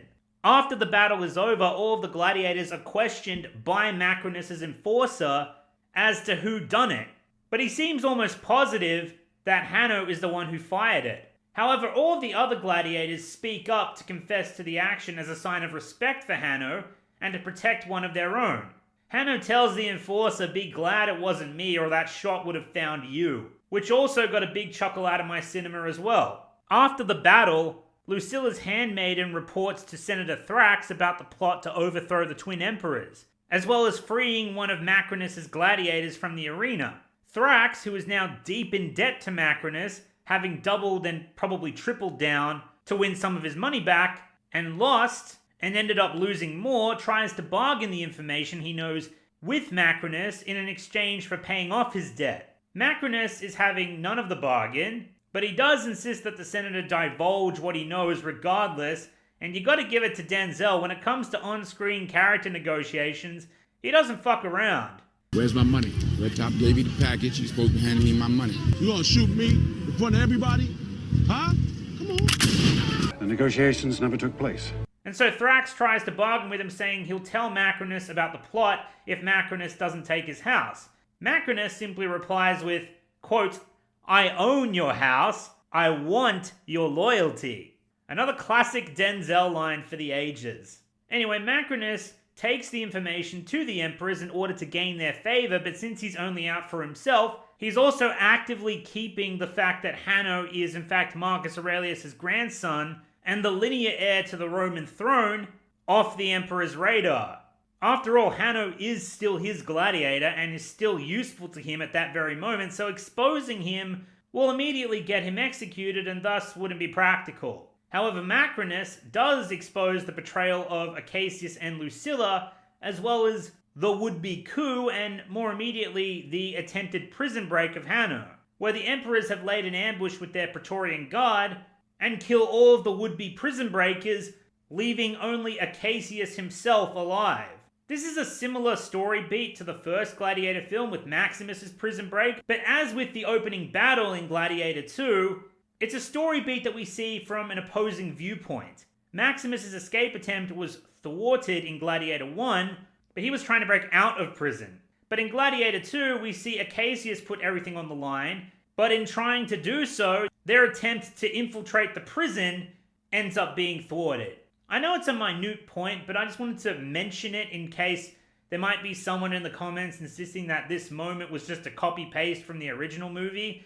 And again, despite some similar story beats, what keeps it fresh is seeing it from alternative points of view. Not to mention, again, the film recognizes that this prison break, much like the death of Hanno's wife at the beginning of the film, is a similar story beat to the original Gladiator, even if it is from a different point of view, hence why they don't linger on it and make it into a whole bombastic action sequence like the first Gladiator film, and instead it's treated like a transitional scene that's meant to propel the story onto the next sequence, which they do want to place emphasis on, which is the twin emperors confronting Acacius and Lucilla, as well as Macrinus manipulating the emperors to get what he wants. In other words, the prison break feels quote-unquote rushed or quote-unquote not as impactful or not as quote-unquote nail-bitingly filled with tension as the first Gladiator because it's not trying to be. So again, comparing them one for one, like one is trying to outdo the other under the same criteria, is nothing short of idiotic. Anyway, moving on. Acacius and Lucilla are taken prisoner and brought before the emperors. Again, Macrinus, only out for his own interests, insists that Acacius should die in the arena before the mob, and Lucilla's death should be just as public. So their lives are spared for the moment, and we find out what exactly Macrinus is up to a bit later on. Again, he's quite the cunning son of a bitch. Littlefinger would be proud. Chaos is a ladder. Back at the arena, Hanno is being tended to by Ravi in the Gladiator holding area, and Hanno asks Ravi, what was the name of that gladiator whose name had been crossed off the memorial wall? I'm pretty sure Hanno actually is fully aware whose name it is, but he's just testing to see if Ravi knows, trying to figure out just how trustworthy his character actually is. Which is one of the reasons he brought up Marcus Aurelius' dream earlier, to see how Ravi would react. Ravi tells him the name in question belongs to a gladiator named Maximus. Going back to what I said earlier about Maximus in Dead having started this ideological uprising among the people, it's pretty clear that his defiance of Commodus and wanting to see Marcus Aurelius' dream come to reality has influenced many people since he died, be it gladiators, politicians, or the citizens of Rome themselves. So what he did in life does echo in eternity. And showcasing this in the movie I thought was a nice way to pay off his original quote from the first Gladiator film. The thing is, Maximus will no doubt be seen as problematic by any present and future emperor regimes who wish to rule Rome as an empire. Therefore, his name must not be remembered. Hence why his name has been scratched off the memorial wall in the Colosseum in an attempt to let his words, actions, and memory fade into nothingness. Ironically enough, Marcus Aurelius' quote, dream of Rome was only a whisper. Any more than that and it would vanish. There was once a dream that was Rome. You could only whisper it. Anything more than a whisper, and it would vanish. It was so fragile. Meaning the person propagating it would likely be snuffed out. Maximus carried the torch of that dream, so to speak of Maximus is also to speak of the dream that was Rome, and now Maximus has become merely a whisper. His legacy exists among the people, but it's fragile, and as Ravi puts it, Maximus fought as a gladiator in a time before he did, but he, like many others, know what he did and still talk of him in whispers. As I said, Maximus lit the spark for Marcus Aurelius' dream, but it now falls to someone else to finish what he started and make sure it comes to fruition. And who better than the child he never knew he had? Hanno tells Ravi that he met Maximus once, and was astonished by his kindness despite being such a magnificent gladiator. Ravi senses that there's some sort of connection between Hanno and Maximus, and so he decides to lead Hanno to a secret area within the arena where a tomb was made specifically for Maximus. The tomb itself lies in a very dark tunnel away from prying eyes, which apparently is where several other rebel gladiators were buried too. And unlike the very public memorial wall, which had Maximus's name forcefully removed from it, this tomb has Maximus's name carved in big clear letters along with his famous quote, "What we do in life echoes in eternity." And also, hanging above the tomb on that very same wall is the same gladiator armor and sword that Maximus died with. It's here that Hanno, aka Lucius, takes a moment to remember that one time he was able to converse with his father. And honestly, having seen the original Gladiator again after watching the sequel, I do think this moment in the movie packs much more of an emotional punch, knowing that Lucius is actually Maximus's illegitimate son. And what I liked most about this scene is how it shows a little bit of character development in Lucius as he's starting to re-embrace who he truly is. It then cuts to the arena where Acacius is set to fight till he dies in order to answer for his treason. The emperors introduce him as a traitor and an enemy of the people, but the mob is not swayed. They still see Acacius as a hero of Rome, and so he enters the arena to a huge welcoming roar of the crowd, and Acacius braces himself for battle while Lucilla watches on helplessly chained to a seat next to the emperors. Gaeta and Caracalla force Acacius to fight what looks to be 4 Roman soldiers first. Acacius is even gracious enough to give them all a salute, which is very similar to the salute that Maximus gives in the first Gladiator. And it speaks wonders that Acacius's foes have enough respect for the man that they're happy enough to reciprocate it before fighting him to the death. What I love about this movie, especially when it comes to Acacius's character, is how Ridley Scott is able to convey so much with so little. Now, it was Macrinus who advised the emperors to put Acacius in the arena, so I'm willing to bet it was also Macrinus who advised them to soften Acacius up by fighting 4 trained warriors first, because immediately after Acacius kills them, and without rest, Hanno is then called into the arena to finally have his showdown with the general that killed his wife. He can finally exact his revenge, and Macrinus, although for selfish reasons, did keep his promise to Hanno after all. I'll get back to that in a bit, but just before the fighting starts, Acacius calls Hanno by his true name, Lucius, and pleads with him not to fight. But Lucius, being bloodthirsty for vengeance, attacks Acacius in a violent rage, and the two have an awesome fight scene, but Ridley Scott makes effort to show that, as good as Lucius is in battle, that Acacius is by far the superior warrior. Acacius is not trying to hurt Lucius, and is mostly fighting in self-defense, even starting off the fight at a disadvantage.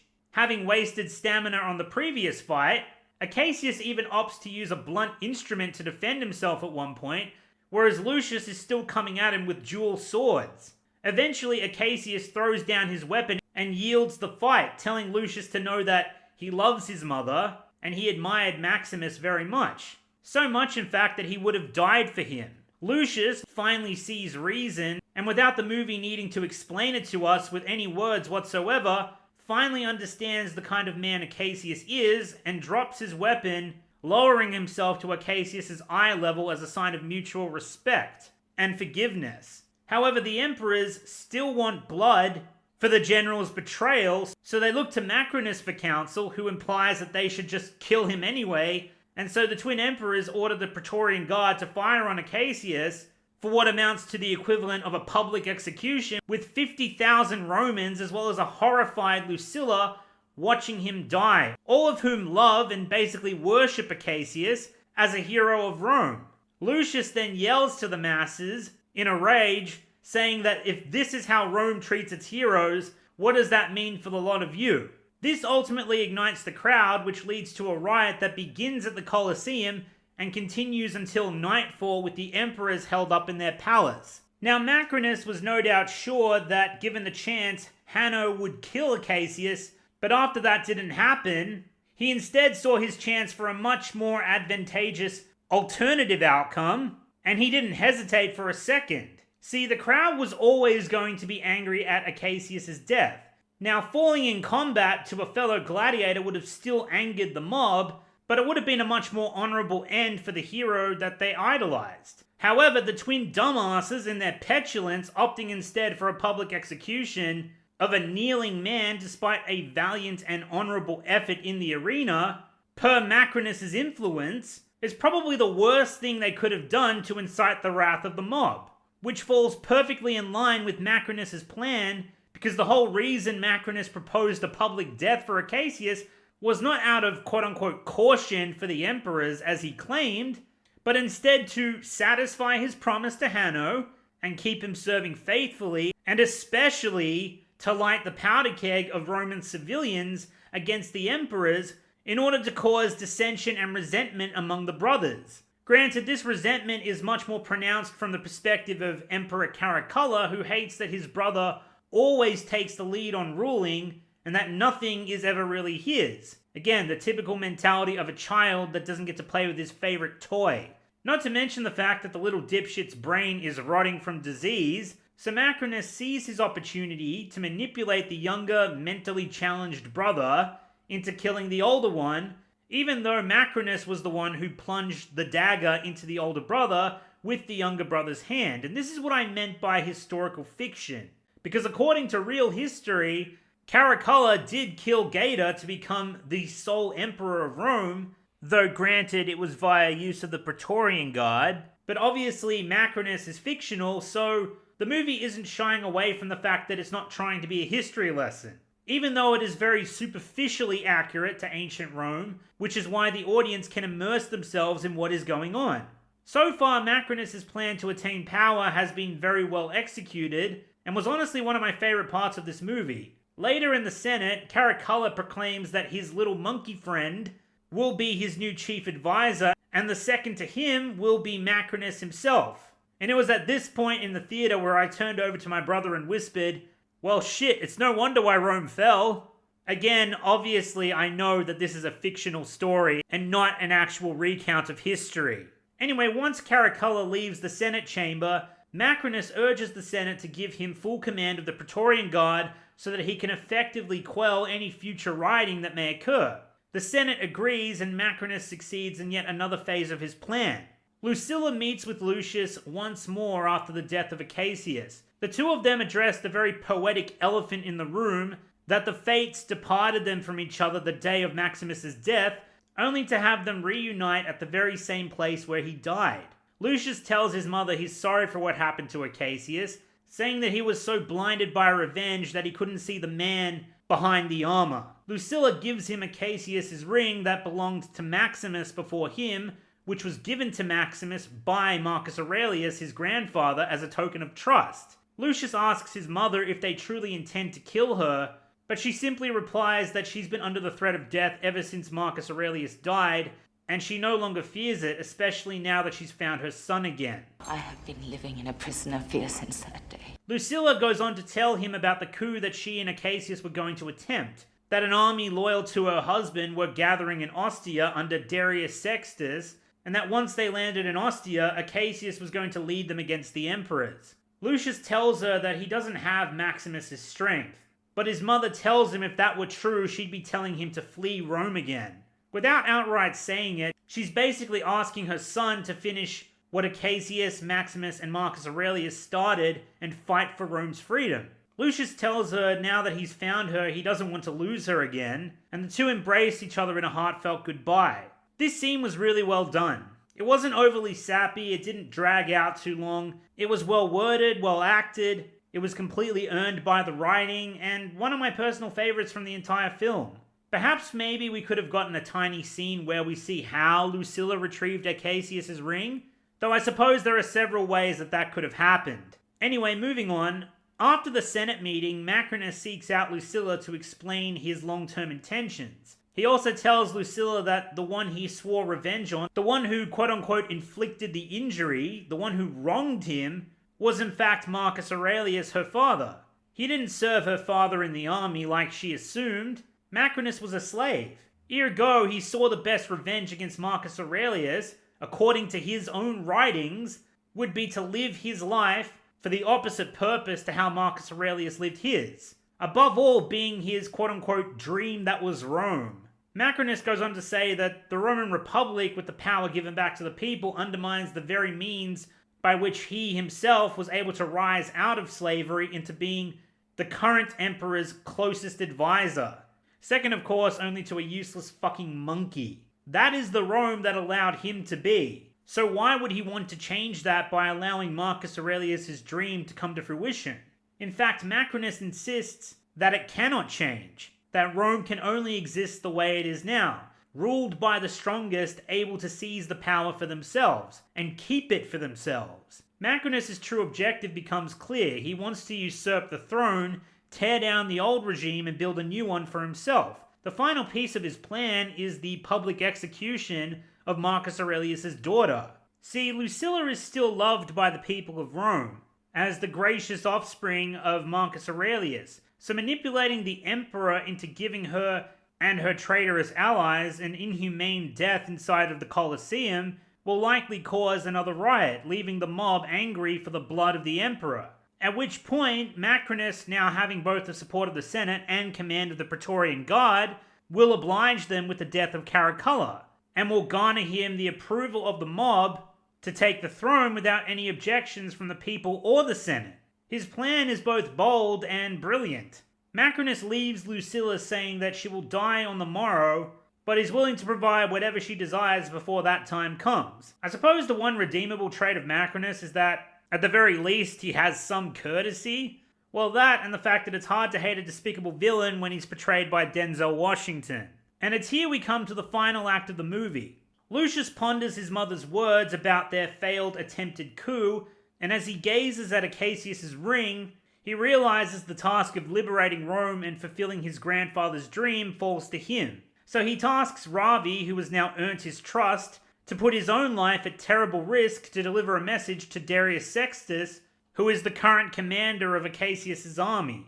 And it's here that Lucius finally divulges his true identity to Ravi. The message he wants him to deliver is that Lucius Verus Aurelius, the Prince of Rome, is summoning Darius Sextus and his army to protect the new republic. Lucius asks Ravi for his trust and for his keys to the prison cells, the purpose of which is very much implied, and so Ravi, this absolute mad lad, obliges his request and sets off to deliver the message. When Caracalla arrives at the Colosseum the next day before the games, he asks Macrinus if killing Lucilla is really the right move, to which Macrinus assures him that it is, saying that Caracalla will never have peace in Rome otherwise, even though Macrinus is fully aware that the opposite outcome will occur. I suppose it's no wonder why Macrinus wanted Gator out of the way first. Manipulating Caracalla is a damn cakewalk by comparison. The game in question, that is to take place in the Colosseum, is Lucilla will be tied to a wooden cart surrounded by all of her allies in the center of the Colosseum and will face execution by the onslaught of about 50 Praetorian guards. However, in an act of quote-unquote mercy, Lucilla and her allies will be given a single gladiator to defend them. That gladiator will be Hanno, aka Lucius her son, and Macrinus' champion, the identity of which, remember, is still completely unknown to the Emperor. And this will allow Macrinus to not only fulfill his ambition, as well as taking his revenge on Marcus Aurelius' offspring, but it also allows him to tie up all loose ends. Hopefully now some of you can see why I love this character so much as a villain. Macrinus' enforcer goes to collect Hanno from the Gladiator holding area, and offers Hanno one final taunt That being, he will receive the wooden sword if he manages to survive this final fight, despite him obviously having absolutely no chance. Lucius, however, being one step ahead of them, smiles knowing full well that he's not alone, and suddenly all of the gladiator cells open up and overpower the prison guards, and Lucius, in an act of pure savage poetry, kills Macrinus' enforcer with that same wooden sword of freedom. I'm loving the symbolism, Ridley, and that's not all. What's even more poetic is when the gladiators are arming themselves, Lucius goes to Maximus's secret tomb and acquires his old armor and sword, the same that he used in his fight with Commodus. And then Lucius gathers his comrades and gives a grand speech about this being their chance to fight for freedom. And adding to the symbolism, the shot takes place with Lucius standing tall in his father's armor, but the astute audience member will know that the statue he's standing at the base of is actually a statue of Marcus Aurelius, his grandfather.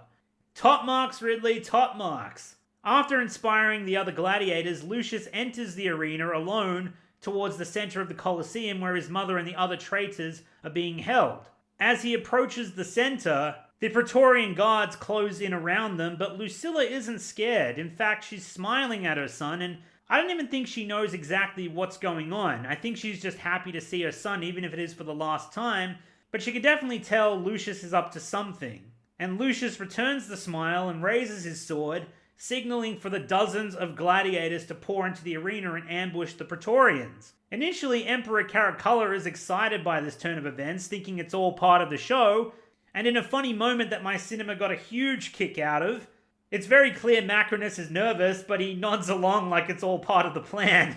The Praetorian leader tells Macrinus that the cavalry is coming to quell the uprising, but the other problem is Acacius' army is marching on Rome, with 5,000 strong. Macrinus asks how many Praetorians are readily available, and the Praetorian leader tells him a little over 6,000. So Macrinus orders the Praetorians to march against Acacius' army and to hold them at the gates until he arrives. Meanwhile, the mob in the Colosseum becomes increasingly restless as the battle wages on. In the heat of the fight, however, several of the quote-unquote traitorous senators die, and if there's one thing I definitely didn't appreciate about this movie, it's how criminally wasted Senator Gracchus was. Like, he was a pivotal character in the first movie. That the Senate is the people, sire, chosen from among the people to speak for the people. And in the sequel, they brought back his original actor to reprise the role, only so that he could just unceremoniously die like that? Like he was some expendable extra? Not cool, Ridley. Not cool. All of a sudden, one of the Praetorians lets his arrow slip into the crowd, killing one of the spectators, which ignites a full-blown riot, which leaves even the insane emperor shaken, finally realizing that this isn't just a game for entertainment, and Macrinus sees his chance and uses a concealed weapon to stab Caracalla in the ear, killing him. Which, again, even though Macrinus is still the villain, I found this to be quite satisfying. What I didn't, however, is what happened next. When Lucius finally fights his way towards his mother to free her from her bindings, they share a mere few seconds with each other before Macrinus hits Lucilla with a fatal arrow to the chest. It's a tragic end for a Gladiator alumni character, but the problem I have with this isn't the death itself, it's the fact that before we even have time to lament the character's death, there's a very jarring cut to Macrinus fleeing the Colosseum in order to quell the battle outside the walls of Rome. It then cuts to Lucius, who manages to fight his way out of the Colosseum the same way the cavalry rode in, and he manages to steal a horse of his own so that he can give chase, and Lucius catches up to Macrinus at the gates of Rome just as the two armies are about to clash. Lucius and Macrinus have an exchange of words that captivate the attention of both armies, when Lucius proclaims to them all that he is in fact Marcus Aurelius' heir, to which Macrinus responds that bloodline alone doesn't make a man emperor, the throne must be seized with force and kept with force. Which is basically Macrinus challenging Lucius, and Lucius responds telling him that it's time to end this. And so Macrinus and Lucius fight in a final duel while both armies look on until a victor emerges. The fight begins on horseback before both combatants crash to the ground, before eventually spilling over into the river. Macrinus gets the upper hand after Lucius accidentally breaks Maximus's sword when he misses wildly and clashes it on some stone.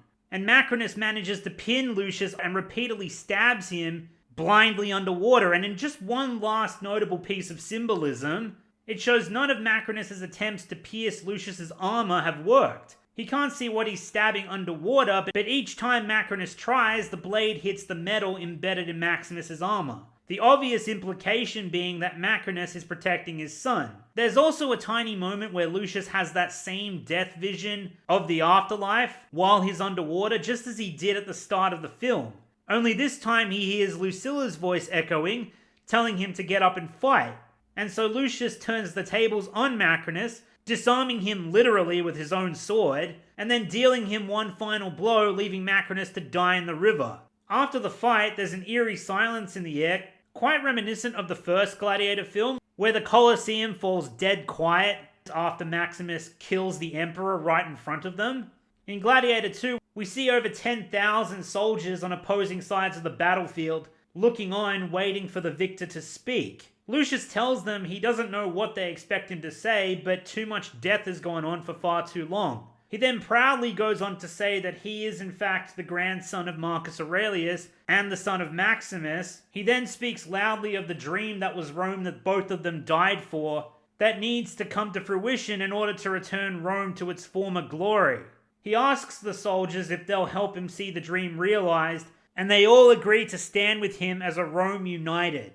Granted, it's quite ridiculous that all it would take is Lucius, a relative unknown at this point, to most of these men, giving a speech that would all of a sudden just get everyone on the same page together, which does feed into some of my big criticisms of the ending that I'm going to get into in just a few moments. In the final scene of the movie, Lucius returns to the Colosseum, wounded and weary, in order to pay his respects to his mother. He returns to the spot where his mother died, but then he hears what seems like a whisper on the wind that directs his attention to a single spot on the Colosseum, the meaning of which is kept ambiguous, though if I had to guess, it was the spot that Maximus died. And so Lucius walks over to it, kneels down to grab the sand, and begins to talk to the spirit of his father. And you know what? For a second there, I thought he was going to find the little figurines that Maximus's friend Juba buried in the Colosseum, but maybe they thought that would have been a bit too cheesy, not to mention completely absurd, when you consider just how much has transpired in the Colosseum since then, and the fact that they've even flooded the damn thing numerous times, and Juba only buried those things barely beneath the ground, meaning they're almost certainly long gone by now. So it's probably a good thing that they didn't do that, instead just having Lucius attempting to converse with his father in the afterlife was a much better choice, and a beautiful final scene to end the film with Hans Zimmer's iconic score from the first Gladiator film. So that was Gladiator 2, and you know what? Yes! Yeah! Gladiator 2, and I mean this in the best way possible, is one of the most surprising movies ever made. Seriously, no one thought this movie would end up being an absolute disaster more than I thought it would. There is likely not a bigger fanboy of Ridley Scott's original Gladiator masterpiece than me. No one hated the idea of a Gladiator sequel more than me, but holy fuck, does this movie go hard. Like, damn, if there was ever an example of a movie that reminds you of better days when movies actually felt like movies and not cheap recycled products, I'd point you to films like Top Gun Maverick, Avatar: The Way of Water, and now Gladiator 2. Yes, I know they're all sequels, and coincidentally enough, all of them were made at least a decade after their original films were released, and some might say it's contradictory to my point, but these films are notable exceptions, and sequels are not the problem. They're simply being exploited by modern-day Hollywood. You can have sequels, it all just comes down to purpose and execution. I.e., when it comes to all of these films, was it necessary to have a sequel? No! No, absolutely not. On the other hand, how was the execution of said movies? The correct answer is brilliant! In the case of Gladiator 2, especially given the fact that Ridley Scott returned to direct the sequel to his masterpiece, and yes, I know before someone starts, people are gonna say, he's had a shaky track record in recent years. I don't give a fuck, honestly. That man gave us Alien, Blade Runner, Gladiator, Black Hawk fucking down, American Gangster, The Martian. Point is, this man has earned my respect till the end of time, and any film he makes, even at 86 fucking years old, damn! This unbelievable mad lad, anything he makes, I'm willing to meet him halfway and give his work a good faith fucking chance. And Gladiator 2 really does feel to a very large extent like a true, authentic Part 2 to the original due to how consistent and faithful it feels, not just in terms of the story and some of the returning actors and actresses, brief flashback sequences, but most of all due to the way Ridley Scott directed it. The movie hits all the emotional feels, the violence is borderline unrelenting, and for lack of a better phrase, feels real, and the shots are just absolutely exquisite, with a little more than a few paying direct homage to the original film. You know, there's a saying I'm quite fond of that I think Gladiator 2 really lends some truth to. You don't make good art by giving the audiences what they want, or at least what they think they want. You make great art by giving them what they didn't know that they wanted. It's actually an embarrassingly common misconception that good movies cater to the audience's whim. In other words, certain moviegoers insist that the movie needs to fulfill their own wishes in order to be considered good or quality works of art. But if they get something different, they become irate and trash the movie and the artist for not meeting expectations, or at least expectations according to them. And I couldn't disagree any harder. A piece of art and its quality is dependent on how well the artist constructs it on their own terms and how internally consistent the work is, with, in this case, a sequel to a film that the artist has already established. It's fine to make assumptions and speculate about what the movie might be, and I can attest that all of the action and violence and spectacle that you probably assumed would be in a Gladiator film, Gladiator 2 does in fact possess, and then some, but using that metric in isolation as a criteria for rendering judgment is asinine. The audience getting what they want is a byproduct of the quality of the art, not the other way around. As for all of the other superficial aspects of the film, they absolutely delivered as well. The acting was superb. Not to the same degree as the first Gladiator film, but still great. Paul Mescal was charismatic and very likable in the role of Lucius. Not to mention, from just his appearance alone, they did a great job casting him. He looks just like someone that young Spencer Treat Clark, who played the character in the first Gladiator film, might have turned out to be in his adult years. Denzel as Macrinus was excellent. Pedro Pascal did an annoyingly good job, making it really hard for me to hate him, which usually isn't a problem. Connie Nielsen was great, reprising her role from the original Gladiator, despite it being over 20 years since she played the character. Ridley Scott's directing was some of the best he's ever delivered. The sound design was orgasmic, the visuals were sublime, and the action and fight scenes were amazing. Now that being said, as much as I enjoyed this film, if there's anything I'd outright change about this movie in terms of its plot and story, it would definitely be the ending. I'm not saying the ending is bad, far from it in fact, it was actually quite good, hell great even. But it was unquestionably rushed. Starting with Lucius all of a sudden deciding to rise up against Rome with Acacius' army, the way he goes about getting them to pledge their allegiance to him by having his friend Ravi take Acacius' ring to the second in command at the head of the army and to tell him that Lucius Verus Aurelius, the Prince of Rome, is calling upon him to overthrow the empire and bring about a new republic.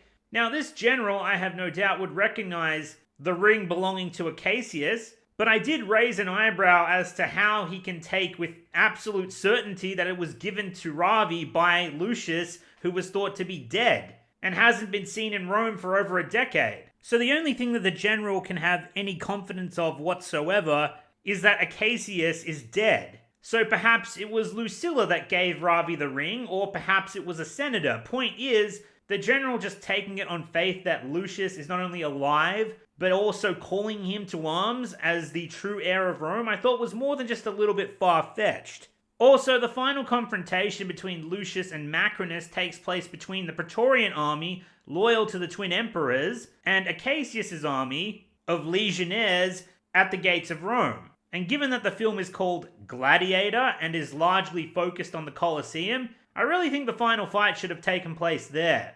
Like, it starts off there and then spills out into the streets and then finally on the edge of the city. But going back to my point about Acacius' second-in-command receiving the ring from a random messenger to gain the loyalty of the army to come to Lucius's aid, I think it would have made far more sense if Lucius just escaped with Ravi that night, similarly to how Maximus tried to escape in the first Gladiator film. I get why they didn't do this, because they needed to have Lucius defend his mother in the Colosseum, but they could have just had Lucius arrive at the Colosseum with the army, and then have them come to the rescue and face off with the Praetorians. They could still have Macrinus kill Caracalla and Lucilla, and then eventually Lucius could have his showdown with Macrinus in the Colosseum.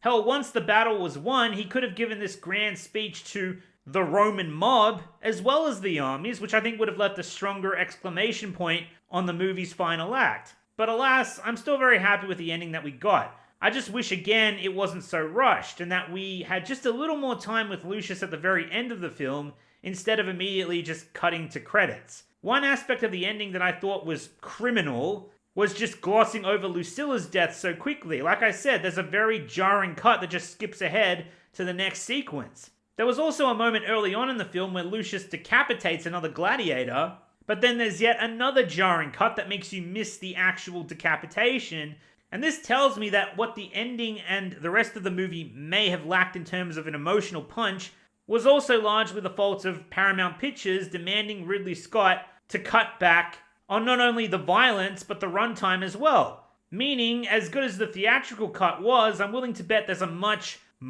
better Ridley Scott director's cut of this film just waiting to be released, and I will fight each and every one of you to get to the front of that line. But that aside, my larger point is, even though I loved this movie, it's not like I don't have my own share of criticisms regarding it. Now look, I saw this in Sydney, and somehow we were fortunate enough to have almost a 2-week viewing head start on the rest of the world, so I was probably one of the first of the general public to actually see this movie. And make no mistake, I knew full well what the atmosphere surrounding this movie was in the lead up to its release. The words hatred and vitriol would be putting it mildly. And as a giant fan of the first film myself, it's true I was very much a part of that. But after watching it in cinemas for myself, I honestly didn't care what the general perception of this movie was going to be once it finally released worldwide, because I loved it. I knew I could articulate why I loved it and why it was so good, and so I just buckled down and started translating my viewpoint on the matter in this review, and why the Gladiator sequel actually ended up being a damn good film,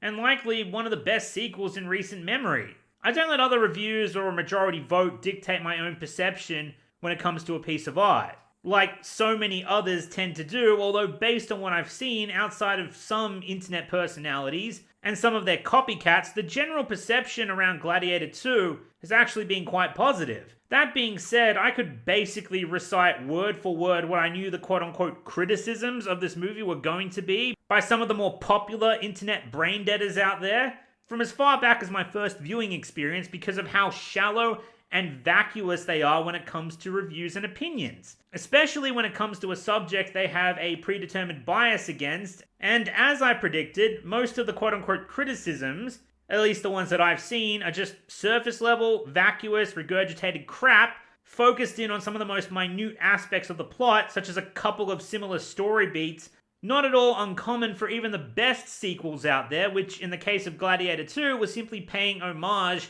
to the first movie, like a good sequel is supposed to do. Not that some of it wasn't a little heavy-handed at times, mind you, but hardly anything to cry a fucking river over. But apparently that makes Gladiator 2 just a shameless retread of the original, which immediately after seeing the film I knew the empty-headed dumb fucks of the online critical sphere would start reeing from the mountaintops about, and even go as far as to call it a carbon fucking copy. And I called this out fairly early on in this very video, which I had written before much of the worldwide audience had actually seen the movie. It's basically what people resort to in a lot of instances when they can't think of much to criticize. It's incredibly weak source, and going by this very standard of what constitutes a retread, how quickly these people forget that this can be applied to plenty of other excellent sequels as well. Not to mention, Gladiator 2 goes as far as to address some of the similar circumstances in the plot that it possesses as the first Gladiator film, And Gladiator 1 was a revenge story. Gladiator 2 starts out as a one-sided revenge story, and then flips the plot on its head in a new direction about halfway through the movie, becoming more about liberating Rome and Lucius taking up his father and grandfather's mantle. And then there's the whole plot line with Macrinus, which is absolutely nowhere to be found in the original Gladiator in any way, shape, or form. And as I said earlier, what similar story beats that do carry over from the first Gladiator are shown through a completely different point of view, which is what keeps it fresh. And the rest of the film builds on what was already set up in the original film, with a protagonist that was an already established character. The other major quote-unquote criticism that's been widely propagated is that Gladiator 2, on the moronic grounds of apparently being a retread/carbon copy of the original, is simply not as good as the original, despite being a sequel that tells a different story that merely possesses a few similar story beats, like many other sequels do. Hell, I've even seen Gladiator be referred to as The Force Awakens all over again, which is ridiculous on many levels. The biggest being that The Force Awakens was a soft reboot and practically a carbon copy of the first Star Wars film, as well as being helmed by someone who was not the original creator/filmmaker, which is why many people, myself included, refer to it as a complete rip-off. Whereas Gladiator 2, like the original Gladiator, was helmed by the original filmmaker, and it is a sequel, not a soft reboot with a different story that continues and builds on the first. Now that being said, I'm more than happy to agree with the notion of Gladiator 2 being inferior to the original, don't get me wrong. Hell, I'd even say Gladiator 2 isn't even on the same level of sheer excellence as Gladiator 1's deleted scenes. But so fucking what? That's not an insult. Gladiator, the original, is one of the greatest movies ever made. And how often is a sequel not as good as the original? The answer is almost every single fucking time. That's not a valid criticism of the movie. It's a judgment that you make based on criticisms of the movie, of which there isn't much, at least from what I've seen, that amounts to more than dog shit anyway, aside from the ones I was happy enough to provide in this very video. To sum it all up, the majority of the quote-unquote criticisms levied at the Gladiator sequel, most of these people, at least from what I've seen, don't seem to actually hate the movie Gladiator 2. They hate the idea of Gladiator 2, and are simply not able or just unwilling to distinguish between those two things. They hate the idea of a sequel to one of their most cherished films ever, and thus everything must be compared to the first movie, even when it makes absolutely no sense to do so, because everything that is seen as subpar or not up to scratch to the original must be beaten into the ground at all costs due to their insecurities and pettiness, really. And make no mistake, I've seen a lot of these same internet clowns praise many of the sequels for much less, which is how I know they're full of shit. But at the same time, it's not like I don't understand why they're reacting this way. As I said, prior to seeing Gladiator 2, I was very much in the same camp as them, in hating the very idea of a Gladiator sequel. But the fact remains that regardless of how they feel about the idea of a sequel, these people are coming at this from the wrong angle. The original Gladiator film has a long legacy, 20 plus years of people watching it and loving it and cherishing it for years and years to come. So I get why it's been met with some of the negative reaction that it has. And sure, it will likely be remembered by many as the sequel we didn't need, as well as being the lesser than of the Gladiator franchise. Both sentiments I fully agree with, for the record. I just simply don't share the same general bitter outlook on the movie itself because of the idea of its existence. And because I don't use the same stupid criteria that the bulk of internet critics love to use, where most of their judgment and quote-unquote criticisms comes from comparing apples with oranges. But for future generations watching Gladiator and its sequel, that's not going to be the case. I mean, sure, the internet will likely play a little bit of revisionist history as it has many times before, but the majority of newer generation viewers will watch Gladiator 2 without that 20-year gap of preconceived notions. The newer generation is going to watch Gladiator 2 just like any other sequel, and based on everything we've discussed, I have no doubt it will be looked on quite fondly in the years to come. Gladiator 2 was a brilliant sequel, and it was better than it had any right to be. It paid homage to the original film very tastefully, as well as continuing the story whilst telling a new one. In my original review of Gladiator 2, I also called it a brilliant sequel, both in the title and the thumbnail, and several of you are likely wondering why the do-over. The reason I decided to upload the video again is because, well, for one, it gave me an opportunity to improve the video and add a few more additional criticisms which I had of the movie that weren't originally included, but I stand by my original assessment of the movie even though I changed the title and thumbnail. And for those of you familiar with the original upload, the reason should be quite obvious. The issue was that a large portion of the viewership on that upload was simply done so in very bad faith because they themselves didn't like the movie or were displeased with the positivity levied towards the movie in the thumbnail and title, which honestly baffled me since I've had plenty of what some might perceive as controversial takes on things, such as The Mandalorian being subpar, Deadpool and Wolverine being shallow trash, and Spider-Man No Way Home being a nostalgia crap fest, all of which many of the same critics with negative takes on Gladiator 2 were more than happy to praise at the time of their release. But I mean, like, for example, I had one guy in the comments try to express an opinion as if he'd seen the movie, even if he certainly hadn't seen my video, and then when he got called out for it, later admitted to simply making his opinion based on the trailer alone, which, to be fair, as discussed, I can sympathize with, because the marketing for this movie was some of the worst I've ever seen. But still, he felt the need to dogpile his non-opinion in the comments that aligned with what he perceived as the most popular opinion online. I also had another expert in the comments write a lengthy comment about how disappointed he was in the movie, but for someone who apparently knew so much, it was quite clear that he had either been fed his take by another reviewer or simply being influenced by just the marketing, because he seemed to be under the impression that Denzel was the Emperor when anyone who has actually seen the movie or my review could tell you that he was not. And although there were a handful of insightful comments that were fun to read, even if I didn't agree with everything they had to say, the bulk of what, and I hesitate to call them viewers, actually did have to say was just the same baseless, vacuous, derivative, nothing burger criticisms that they clearly were regurgitating from someone else, some of which I received in the opening few minutes of the upload of a 90-plus minute video, which, despite not necessarily having what some perceive to be the most popular take online, and popular opinion is a fallacy anyway, so I really don't give a fuck, but certain people were just dismissing the review outright merely by its title and positive tone, just because it didn't align with the perceived status quo of audience members online or certain mainstream reviewers, and what they had to say, which amounted to many recycled and shallow, vacuous takes on the movie for 6 minutes at a time, which mostly revolved around hating the simple fact that the movie was even being made at all, which for the record-breaking time,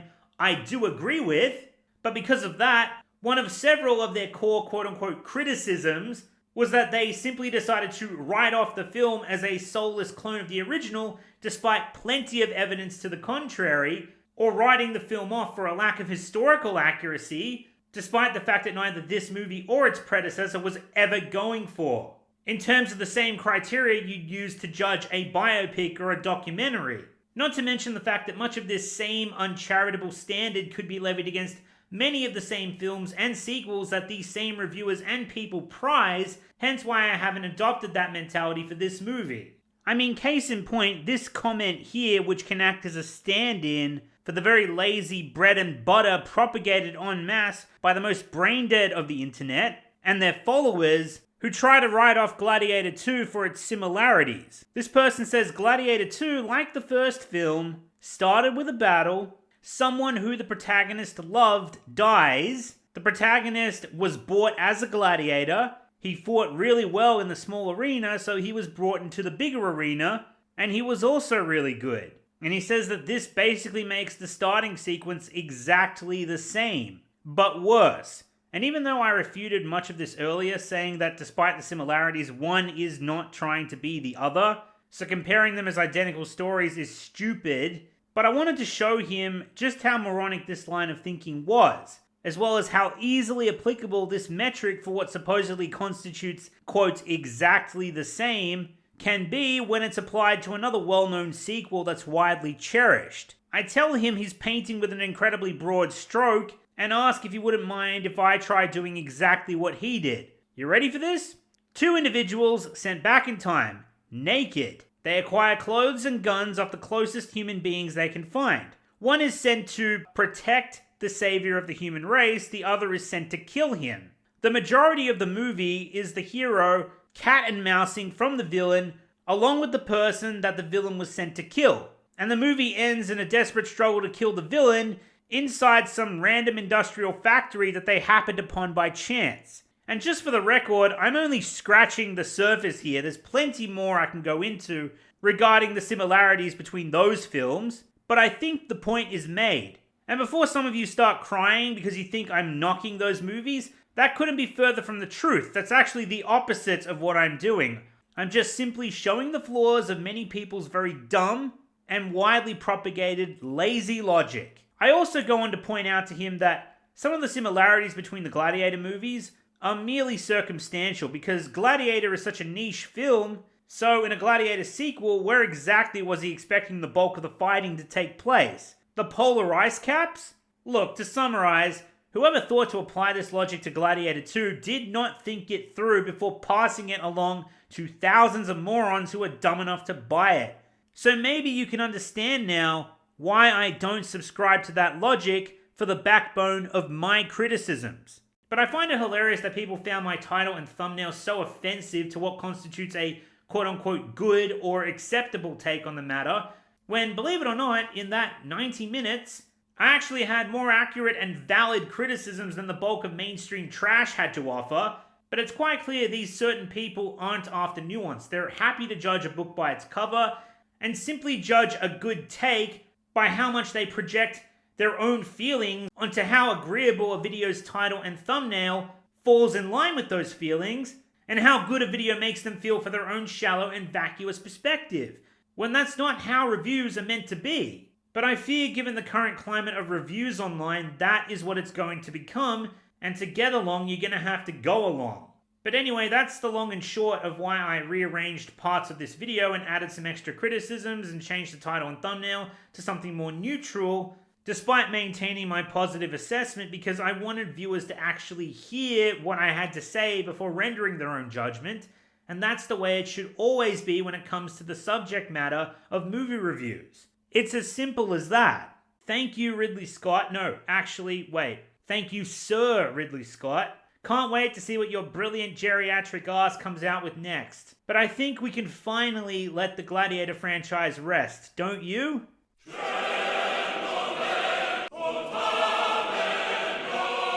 Oh, fuck. I just want to talk to him. Dad, this is ridiculous. I just want to talk to him. I just want to shoot him. I just want to talk to him. You can't shoot him.